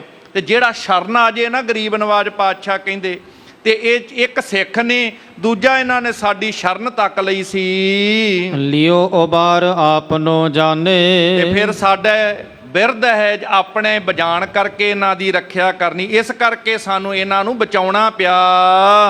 ਤੋ ਬਹੁ ਪੀਰ ਨ ਰਛਿਆ ਠਾਨੇ। ਫਿਰ ਤੂੰ ਭਾਈ ਪੀਰਾਂ ਦੇ ਮਗਰ ਚਲੇ ਗਿਆ। ਉਹਨਾਂ ਪੀਰਾਂ ਬਾਰੇ ਤੇ ਇਤਿਹਾਸ 'ਚ ਤੁਸੀਂ ਪੜ੍ਹਦੇ ਹੋ, ਜਦੋਂ ਬਾਬਰ ਚੜ੍ਹ ਕੇ ਆਇਆ, ਇੱਥੋਂ ਦੇ ਲੋਧੀ ਹਾਕਮ ਜਿਹੜੇ ਸੀ ਉਹ ਪੀਰਾਂ ਫਕੀਰਾਂ ਨੂੰ ਮਨਾਉਣ ਵਾਸਤੇ ਚੱਲ ਪਏ। ਜਿਹੜੇ ਰਾਜਪੂਤ ਰਾਜੇ ਸੀ ਉਹ ਕਈ ਪ੍ਰਕਾਰ ਦੇ ਜੋਗੀਆਂ ਦੇ ਕੋਲ ਚਲੇ ਗਏ ਸੀ। ਤੇ ਜਿਹੜੇ ਪੀਰ ਸੀ ਨਾ, ਲੋਧੀ ਰਾਜਾ ਪਠਾਣਾ ਨੂੰ ਕਹਿਣ ਲੱਗੇ ਕਿ ਤੁਸੀਂ ਫਿਕਰ ਨਾ ਕਰੋ। ਜੋਗੀ ਵੀ ਅੱਗੋਂ ਰਾਜਪੂਤ ਰਾਜਿਆਂ ਨੂੰ ਕਹਿੰਦੇ ਫਿਕਰ ਨਾ ਕਰੋ, ਅਸੀਂ ਇਹੋ ਜਿਹਾ ਮੰਤਰ ਮਾਰਾਂਗੇ, ਇਹੋ ਜਿਹਾ ਜੰਤਰ ਤੰਤਰ ਵਰਤਾਂਗੇ, ਮੁਗਲਾਂ ਦੀ ਸਾਰੀ ਫੌਜ ਅੰਨੀ ਕਰਕੇ ਰੱਖ ਦਿਆਂਗੇ। ਬਾਬਰ ਚੜ੍ਹ ਕੇ ਆਉਂਦਾ ਹੈ, ਤਿਆਰੀ ਕਰਕੇ ਉਹਦੇ ਨਾਲ ਮੁਕਾਬਲਾ ਕਰਨ ਦੀ ਥਾਂ, ਲੜਨ ਦੀ ਥਾਂ ਇਹ ਹੱਥ ਤੇ ਹੱਥ ਧਰ ਕੇ ਬੈਠੇ ਰਹੇ। ਸ਼ਾਹਾਂ ਸੁਰਤ ਗਵਾਈਆਂ ਰੰਗ ਤਮਾਸ਼ੇ ਚਾਏ। ਤੇ ਫਿਰ ਬਾਬਰ ਵਾਣੀ ਫਿਰ ਗਈ, ਕੋਇਰ ਨਾ ਰੋਟੀ ਖਾਏ, ਬਾਬਰ ਦਾ ਹਮਲਾ ਹੁੰਦਾ ਹੈ। ਤੇ ਫਿਰ ਬਥੇਰੇ ਮੰਤਰ ਜੰਤਰ ਪੜੇ ਜੋਗੀਆਂ ਨੇ, ਪੀਰਾਂ ਫਕੀਰਾਂ ਨੇ, ਪਰ ਸਾਹਿਬ ਬਾਣੀ 'ਚ ਕਹਿੰਦੇ ਕੋਈ ਮੁਗਲ ਨਾ ਹੋਵਾ ਅੰਧਾ ਕਿਨੇ ਨਾ ਪਰਚਾ ਲਾਇਆ। ਗੱਲ ਇੱਕ ਵੀ ਮੁਗਲ ਜਿਹੜਾ ਸੀ ਅੰਨਾ ਨਾ ਹੋਇਆ, ਉਹ ਆਬਾਦੀਆਂ ਸਾੜਦਾ ਹੈ, ਲੁੱਟਦਾ ਹੈ, ਮਾਰਦਾ ਹੈ, ਗੁਲਾਮਾਂ ਦਾ ਗੁਲਾਮ ਬਣਾ ਜਾਂਦਾ ਹੈ। ਤੇ ਮੇਰੇ ਸਤਿਗੁਰਾਂ ਨੇ ਕਿਹਾ ਸੀ ਫਿਰ ਇਹੋ ਜਿਹੇ ਪੀਰਾਂ ਫਕੀਰਾਂ ਜੋਗੀਆਂ ਤੇ ਇਹੋ ਜਿਹੇ ਮੰਤਰਾਂ ਜੰਤਰਾਂ ਤੰਤਰਾਂ ਦੇ ਸਹਾਰੇ ਰਹਿਣ ਵਾਲਾ ਮੈਨੂੰ ਸਿੱਖ ਨਹੀਂ ਚਾਹੀਦਾ। ਸਿੱਖ ਉਹ ਚਾਹੀਦਾ ਜਿਹੜਾ ਇੱਕ ਅਕਾਲ ਪੁਰਖ ਤੇ ਭਰੋਸਾ ਰੱਖੇ, ਵਹਿਮਾਂ ਭਰਮਾਂ ਤੋਂ ਬਚ ਕੇ ਆਪਣੇ ਜੀਵਨ ਨੂੰ ਸ਼ੁਭ ਗੁਣਾਂ ਦੀ ਖੱਟੀ ਖੱਟਦਿਆਂ ਕਮਾਈ ਕਰਦਾ ਹੋਵੇ। ਇਸ ਕਰਕੇ ਸਤਿਗੁਰੂ ਪਾਤਸ਼ਾਹ ਨੇ ਉਹਦੀ ਤਿਆਰੀ ਕੀਤੀ ਤੇ 10ਵੇਂ ਜਾਮੇ 'ਚ ਖਾਲਸੇ ਦੀ ਸਾਜਨਾ ਦਸ਼ਮੇਸ਼ ਨੇ ਕਰਕੇ ਮੁਕੰਮਲ ਰੂਪ ਬਖਸ਼ਿਸ਼ ਕੀਤਾ। ਇਹ ਪੀਰਾਂ ਫਕੀਰਾਂ ਕਹਿੰਦੇ ਤੂੰ ਬਹੁਤ ਸਾਰੇ ਪਾਸੇ ਧਿਆਨ ਧਰਿਆ ਹੈ, ਪਰ ਜਿਨ੍ਹਾਂ ਨੂੰ ਤੂੰ ਅਸਲ ਦੇ ਵਿੱਚ ਭਾਈ ਧਿਆਉਂਦਾ ਸੈਂ, ਸੁਨ ਕਰ ਮੁਗਲ ਪਰਿਓ ਸ਼ਰਨਾਈ। ਕਹਿੰਦੇ ਉਹਨਾਂ ਵਿੱਚੋਂ ਕਿਸੇ ਨੇ ਵੀ ਤੇਰੀ ਰੱਖਿਆ ਨਹੀਂ ਕੀਤੀ ਭਾਈ, ਕਿਉਂਕਿ ਜਿੱਥੇ ਤੂੰ ਧਿਆਨ ਟਿਕਾ ਕੇ ਬੈਠਾ ਸੀ, ਕਈ ਵਾਰ ਤੇ ਹੁੰਦਾ ਕੀ ਹੈ, ਕਿਸੇ ਥਾਂ ਤੇ ਜੁੱਤੇ ਸ਼ਾਹ, ਕਿਸੇ ਥਾਂ ਖੋਤੇ ਸ਼ਾਹ, ਕਿਤੇ ਖੋਤਾ ਨੱਪਿਆ ਤੇ ਉੱਥੇ ਉਸ ਰੂਪ ਵਿੱਚ ਪ੍ਰਗਟ ਕਰਤਾ, ਜੁੱਤਾ ਨੱਪਿਆ ਤੇ ਉੱਥੇ ਕਬਰ ਬਣਾ ਕੇ ਪੂਜਣੀ ਸ਼ੁਰੂ ਕਰ ਦਿੱਤੀ। ਇਸ ਤਰੀਕੇ ਦੀਆਂ ਵੀ ਕਈ ਘਟਨਾਵਾਂ ਜਿਹੜੀਆਂ ਨੇ ਦੇਖਣ ਵਿੱਚ ਮਿਲੀਆਂ, ਜੋ ਵਹਿਮਾਂ ਭਰਮਾਂ 'ਚ ਕਬਰਾਂ ਦੀ ਪੂਜਾ ਦੇ ਰਾਹੀਂ ਲੋਕਾਂ ਨੂੰ ਉਲਝਾਇਆ ਜਾਂਦਾ। ਇਸਲਾਮ ਵਿੱਚ ਇਹਨੂੰ ਜਿੱਦਾਂ ਆਪਣੇ 4 ਆਪਾਂ ਬੱਜਰ ਕੁਰੈਤਾਂ ਕਹਿੰਦੇ ਆ ਨਾ, ਕਿ ਉਹ 4 ਬੱਜਰ ਕੁਰੈਤਾਂ ਕਰਿਆ ਸਿੱਖ ਜਿਹੜਾ ਹੈ ਪਤਿਤ ਹੋ ਜਾਂਦਾ ਹੈ। ਇਸੇ ਤਰ੍ਹਾਂ ਇਸਲਾਮ ਦੀਆਂ 4 ਜਿਹੜੀਆਂ ਕੁਰੈਤਾਂ ਨੇ ਨਾ, ਉਹਨਾਂ ਦੇ ਵਿੱਚੋਂ ਕਬਰ ਦੀ ਪੂਜਾ ਕਰਨਾ ਵੀ ਬਹੁਤ ਵੱਡਾ ਜਿਹੜਾ ਇੱਕ ਮਾੜਾ ਕਰਮ ਮੰਨਿਆ ਜਾਂਦਾ ਹੈ। ਮੁਸਲਮਾਨ ਵੀ ਕਬਰ ਦੀ ਪੂਜਾ ਨਹੀਂ ਕਰਦਾ, ਪਰ ਹੈਰਾਨੀ ਹੁੰਦੀ ਹੈ ਕਿ ਉਸੇ ਨਾਂ 'ਤੇ ਬਣੇ ਹੋਏ ਕਬਰਾਂ ਨੂੰ ਕਈ ਲੋਕ ਪੂਜਦੇ ਨੇ, ਪਤਾ ਨਹੀਂ ਕਿਹੜੇ ਰੂਪ ਵਿੱਚ ਕਿਸ ਪਾਸੇ ਨੂੰ ਤੁਰੇ ਫਿਰਦੇ ਹੈ। ਇਸੇ ਕਰਕੇ ਸਤਿਗੁਰਾਂ ਨੇ ਸਿੱਖ ਨੂੰ ਕਿਹਾ, ਜਾਗਤ ਜੋਤ ਜਪੈ ਨਿਸਬਾਸੁਰ ਏਕ ਬਿਨਾ ਮਨ ਨੈਕ ਨਾ ਆਨੈ, ਪੂਰਨ ਪ੍ਰੇਮ ਪ੍ਰਤੀਤ ਸਜੈ ਬ੍ਰਤ ਗੋਰਮੜੀ ਮਟ ਭੂਲ ਨਾ ਮਾਨੈ। ਇਹ ਦਸ਼ਮੇਸ਼ ਜੀ ਦਾ ਪ੍ਰਤੱਖ ਹੁਕਮ ਹੈ। ਸਤਿਗੁਰਾਂ ਦੀ ਬਾਣੀ ਪੜ੍ਹਦੇ ਹੋ, ਦੁਬਿਧਾ ਨਾ ਪੜੋ, ਹਰ ਬਿਨ ਹੋਰ ਨਾ ਪੂਜੋ, ਮੜੇ ਮਸਾਣ ਨਾ ਜਾਈ। ਮੜੀਆਂ ਮਸਾਣਾ ਕਬਰਾਂ ਦੀ ਭੁੱਲ ਕੇ ਵੀ ਪੂਜਾ ਨਹੀਂ ਕਰਨੀ। ਇਹ ਪੀਰ ਜੇ ਕਿਤੇ ਜਾਣਨਾ ਹੈ ਤੇ ਇੱਕ ਪੀਰ ਜਿਹਦਾ ਜ਼ਿਕਰ ਕਰ ਦਿੱਤਾ ਭਾਈ ਗੁਰਦਾਸ ਜੀ ਨੇ, ਜਾਹਰ ਪੀਰ ਜਗਤ ਗੁਰ ਬਾਬਾ, ਉਹਦਾ ਸਤਿਕਾਰ ਕਰੀਏ, ਸ਼ਸਤਰਾਂ ਦਾ ਸਤਿਕਾਰ ਕਰੀਏ, ਗੁਰੂ ਕਾ ਸਤਿਕਾਰ ਕਰੀਏ। ਇਹ ਸਤਿਗੁਰ ਪਾਤਸ਼ਾਹ ਨੇ ਸਾਨੂੰ ਸਮਝਾਇਆ ਹੈ। ਹੁਣ ਉਸ ਥਾਂ ਤੇ ਕਹਿੰਦੇ ਕਿਸੇ ਪੀਰ ਨੇ ਤੇਰੀ ਰਾਖੀ ਨਹੀਂ ਕੀਤੀ। ਤੇ ਜਿਹੜਾ ਸਿੱਖ ਹੈ ਸ਼ਰਨ ਆ ਜਾਵੇ, ਸਾਡਾ ਫਰਜ਼ ਬਿਰਧ ਬਣ ਜਾਂਦਾ ਹੈ, ਸਾਡਾ ਸੁਭਾਅ ਹੈ ਗੁਰੂ ਨਾਨਕ ਦੇ ਘਰ ਦਾ, ਅਸੀਂ ਉਹਦੀ ਰਾਖੀ ਕਰਦੇ ਹਾਂ। ਗੱਲ ਸੁਣ ਕੇ ਉਹ ਮੁਗਲ ਗੁਰੂ ਜੀ ਦੀ ਸ਼ਰਨ ਵਿੱਚ ਪੈ ਕੇ ਕਹਿੰਦਾ ਪਾਤਸ਼ਾਹ ਮੈਨੂੰ ਵੀ ਆਪਣੀ ਸ਼ਰਨ ਬਖਸ਼ੋ। ਭਇਓ ਸਿੱਖ ਗੁਰਮਤ ਚਿਤ ਪਾਈ। ਇਹ ਭਾਈ ਰੂਪ ਚੰਦ ਭਾਈ ਭੀਵਾ ਜੀ ਦੀ ਸੰਗਤ ਕਰਕੇ ਉਹ ਜਿਹੜਾ ਮੁਗਲ ਸੀ ਉਹ ਵੀ ਗੁਰੂ ਸਾਹਿਬ ਦਾ ਸਿੱਖ ਬਣਿਆ ਹੈ, ਉਹਨੇ ਵੀ ਗੁਰਮਤ ਜੀਵਨ ਵਿੱਚ ਧਾਰਨ ਕੀਤੀ। ਧੰਨ ਧੰਨ ਕਹਿ ਜਹ ਕਹਿ ਸਾਰੇ। ਇਸੇ ਤਰ੍ਹਾਂ ਸਾਰੇ ਪਾਸੇ ਹਰ ਕੋਈ ਧੰਨ ਧੰਨ ਕਹਿੰਦਾ ਹੈ, ਸਿਫਤਾਂ ਕਰਦਾ ਹੈ। ਸਤਿਗੁਰ ਕੋ ਵੱਡ ਸੁਜਸ ਉਚਾਰੇ। ਹਰ ਕੋਈ ਗੁਰੂ ਸਾਹਿਬ ਦੀ ਜਿੱਥੇ ਸਿਫਤ ਕਰਦਾ ਹੈ, ਵਡਿਆਈਆਂ ਕਰਦਾ ਹੈ ਕਿ ਵਾਕਈ ਸਤਿਗੁਰ ਪਾਤਸ਼ਾਹ ਮਹਾਰਾਜ ਆਪਣੇ ਸੇਵਕਾਂ ਦੀ ਰਾਖੀ ਕਰਦੇ ਨੇ। ਜਿੱਥੇ ਕੋਈ ਗੁਰੂ ਨੂੰ ਯਾਦ ਕਰਦਾ ਹੈ, ਸਤਿਗੁਰ ਪਾਤਸ਼ਾਹ ਦੀ ਤੇ ਸਿਫਤ ਹੈ, ਗੁਰ ਮੇਰਾ ਸੰਗ ਸਦਾ ਹੈ ਨਾਲੇ, ਸਿਮਰ ਸਿਮਰ ਤਿਸ ਸਦਾ ਸੰਭਾਲੇ। ਸਿੱਖ ਨੂੰ ਇਹ ਭਰੋਸਾ ਹੈ, ਇਹ ਯਾਦ ਰੱਖੀਏ, ਜੇ ਗੁਰੂ ਹਮੇਸ਼ਾ ਅੰਗ ਸੰਗ ਹੈ, ਸਿੱਖ ਇਹ ਯਾਦ ਰੱਖਦਾ ਹੈ ਕਿ ਉਹ ਘਰ ਵਿੱਚ ਵੀ ਹੈ, ਬਾਹਰ ਵੀ ਹੈ, ਜਿੱਥੇ ਵੀ ਮੈਂ ਜਾਵਾਂਗਾ ਗੁਰੂ ਮੇਰੇ ਅੰਗ ਸੰਗ ਹੈ। ਜਿਹਨੂੰ ਯਾਦ ਰਵੇ, ਭਰੋਸਾ ਰਵੇ। ਮੰਨ ਲਓ ਗੁਰਦੁਆਰੇ ਬੰਦਾ ਜਾਣ ਲੱਗਿਆ ਸੋਚਦਾ ਹੈ ਮੈਂ ਇੱਥੇ ਸ਼ਰਾਬ ਪੀ ਕੇ ਨਹੀਂ ਜਾਣਾ, ਨਸ਼ਾ ਕਰਕੇ ਨਹੀਂ ਜਾਣਾ, ਗੁਰਦੁਆਰੇ ਵਿੱਚ ਮੈਂ ਝੂਠ ਨਹੀਂ ਬੋਲਣਾ, ਕਿਸੇ ਵੱਲ ਮਾੜੀ ਨਿਗਾਹ ਨਾਲ ਨਹੀਂ ਤੱਕਣਾ। ਤੇ ਸਾਧ ਸੰਗਤ ਜੀ ਗੁਰਦੁਆਰੇ ਜਾ ਕੇ ਚੀਜ਼ਾਂ ਚੇਤੇ ਹੈ, ਤੇ ਜਿਹਨੂੰ ਚੇਤਾ ਹੋਵੇ ਕੱਲਾ ਗੁਰਦੁਆਰੇ 'ਚ ਗੁਰੂ ਮੇਰੇ ਨਾਲ ਨਹੀਂ, ਗੁਰਦੁਆਰੇ ਤੋਂ ਬਾਹਰ ਵੀ ਜਿੱਥੇ ਮੈਂ ਜਾਣਾ ਗੁਰ ਮੇਰਾ ਸੰਗ ਸਦਾ ਹੈ ਨਾਲੇ, ਉੱਥੇ ਵੀ ਗੁਰੂ ਸਦਾ ਮੇਰੇ ਅੰਗ ਸੰਗ ਨਾਲ ਹੈ। ਤੇ ਉਹ ਬੰਦਾ ਬਾਹਰ ਵੀ ਕਿਤੇ ਝੂਠ ਨਹੀਂ ਬੋਲੇਗਾ, ਬਾਹਰ ਵੀ ਕਿਤੇ ਨਸ਼ਾ ਨਹੀਂ ਕਰਦਾ, ਬਾਹਰ ਵੀ ਕਿਸੇ ਥਾਂ ਤੇ ਉਹ ਕਿਸੇ ਵੱਲ ਪਰਾਈ ਮੈੜੀ ਅੱਖ ਦੇ ਨਾਲ ਕਿਸੇ ਤਨ ਨੂੰ ਨਹੀਂ ਵੇਖਦਾ, ਵਿਕਾਰੀ ਦ੍ਰਿਸ਼ਟੀ ਨਾਲ ਕਿਸੇ ਵੱਲ ਨਹੀਂ ਤੱਕਦਾ। ਉਹ ਜਿਹੋ ਜਿਹਾ ਗੁਰਦੁਆਰੇ ਹੈ, ਉਹੋ ਜਿਹਾ ਗੁਰਦੁਆਰੇ ਤੋਂ ਬਾਹਰ ਜਿਹਨੂੰ ਭਰੋਸਾ ਹੋਵੇ ਗੁਰ ਮੇਰਾ ਸੰਗ ਸਦਾ ਹੈ ਨਾਲੇ। ਤੇ ਜਿਹਨੂੰ ਭਰੋਸਾ ਹੈ ਫਿਰ ਸਤਿਗੁਰੂ ਦੀ ਬਾਣੀ 'ਚ ਆਪਾਂ ਪੜ੍ਹਦੇ ਹਾਂ, ਫਿਰ ਘਰ ਸੁਖ ਵਸਿਆ ਬਾਹਰ ਸੁਖ ਪਾਇਆ। ਉਹ ਘਰ 'ਚ ਵੀ ਸੁਖੀ, ਬਾਹਰ ਵੀ ਸੁਖੀ, ਉਠਤ ਸੁਖੀਆ ਬੈਠਤ ਸੁਖੀਆ, ਭਉ ਨਹੀਂ ਲਾਗੇ ਜਾਂ ਐਸੇ ਬੁਝੀਆ ਰਾਖਾ ਏਕ ਹਮਾਰਾ ਸੁਮ। ਧਾਗਿਆਂ ਤਵੀਤਾਂ ਨੇ ਰੱਖ ਬਣ ਕੇ ਰਾਖੀ ਨਹੀਂ ਕਰਨੀ। ਆ 5 ਕਕਾਰੀ ਵਰਦੀ ਪਾਈ ਹੋਵੇ, ਕੜਾ ਪਹਿਨਿਆ, ਮਤਲਬ ਗੁਰੂ ਨੇ ਬਾਂਹ ਪਕੜੀ ਹੋਈ ਹੈ ਸਿੱਖਾ। ਧਾਗਿਆਂ ਤਵੀਤਾਂ ਨੇ ਰੱਖ ਨਹੀਂ ਬਣਨਾ, ਸ਼ਬਦ ਨੇ ਰਾਖਾ ਬਣਨਾ ਹੈ। ਗੁਰੂ ਤੇ ਭਰੋਸਾ ਰੱਖ, ਰਾਖਾ ਏਕ ਹਮਾਰਾ ਸੁਆਮੀ, ਸਗਲ ਘਟਾ ਕਾ ਅੰਤਰ ਜਾਮੀ।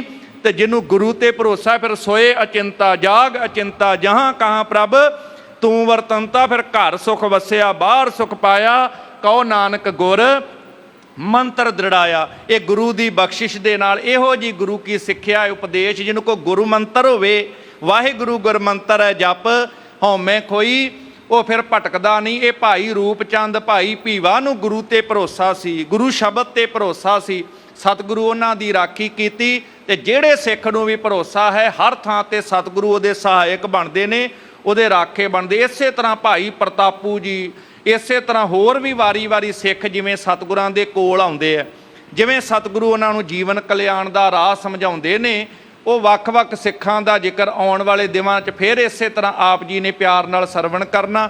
ਇੰਨੀਆਂ ਕੁ ਬੇਨਤੀਆਂ ਦੇ ਨਾਲ ਇੱਥੇ ਹੀ ਸਮਾਪਤੀ ਹੈ। ਭੁੱਲ ਚੁੱਕ ਦੀ ਖਿਮਾ, ਅਗਲਾ ਪ੍ਰਸੰਗ ਕੱਲ੍ਹ ਸਾਂਝਾ ਕੀਤਾ ਜਾਏਗਾ।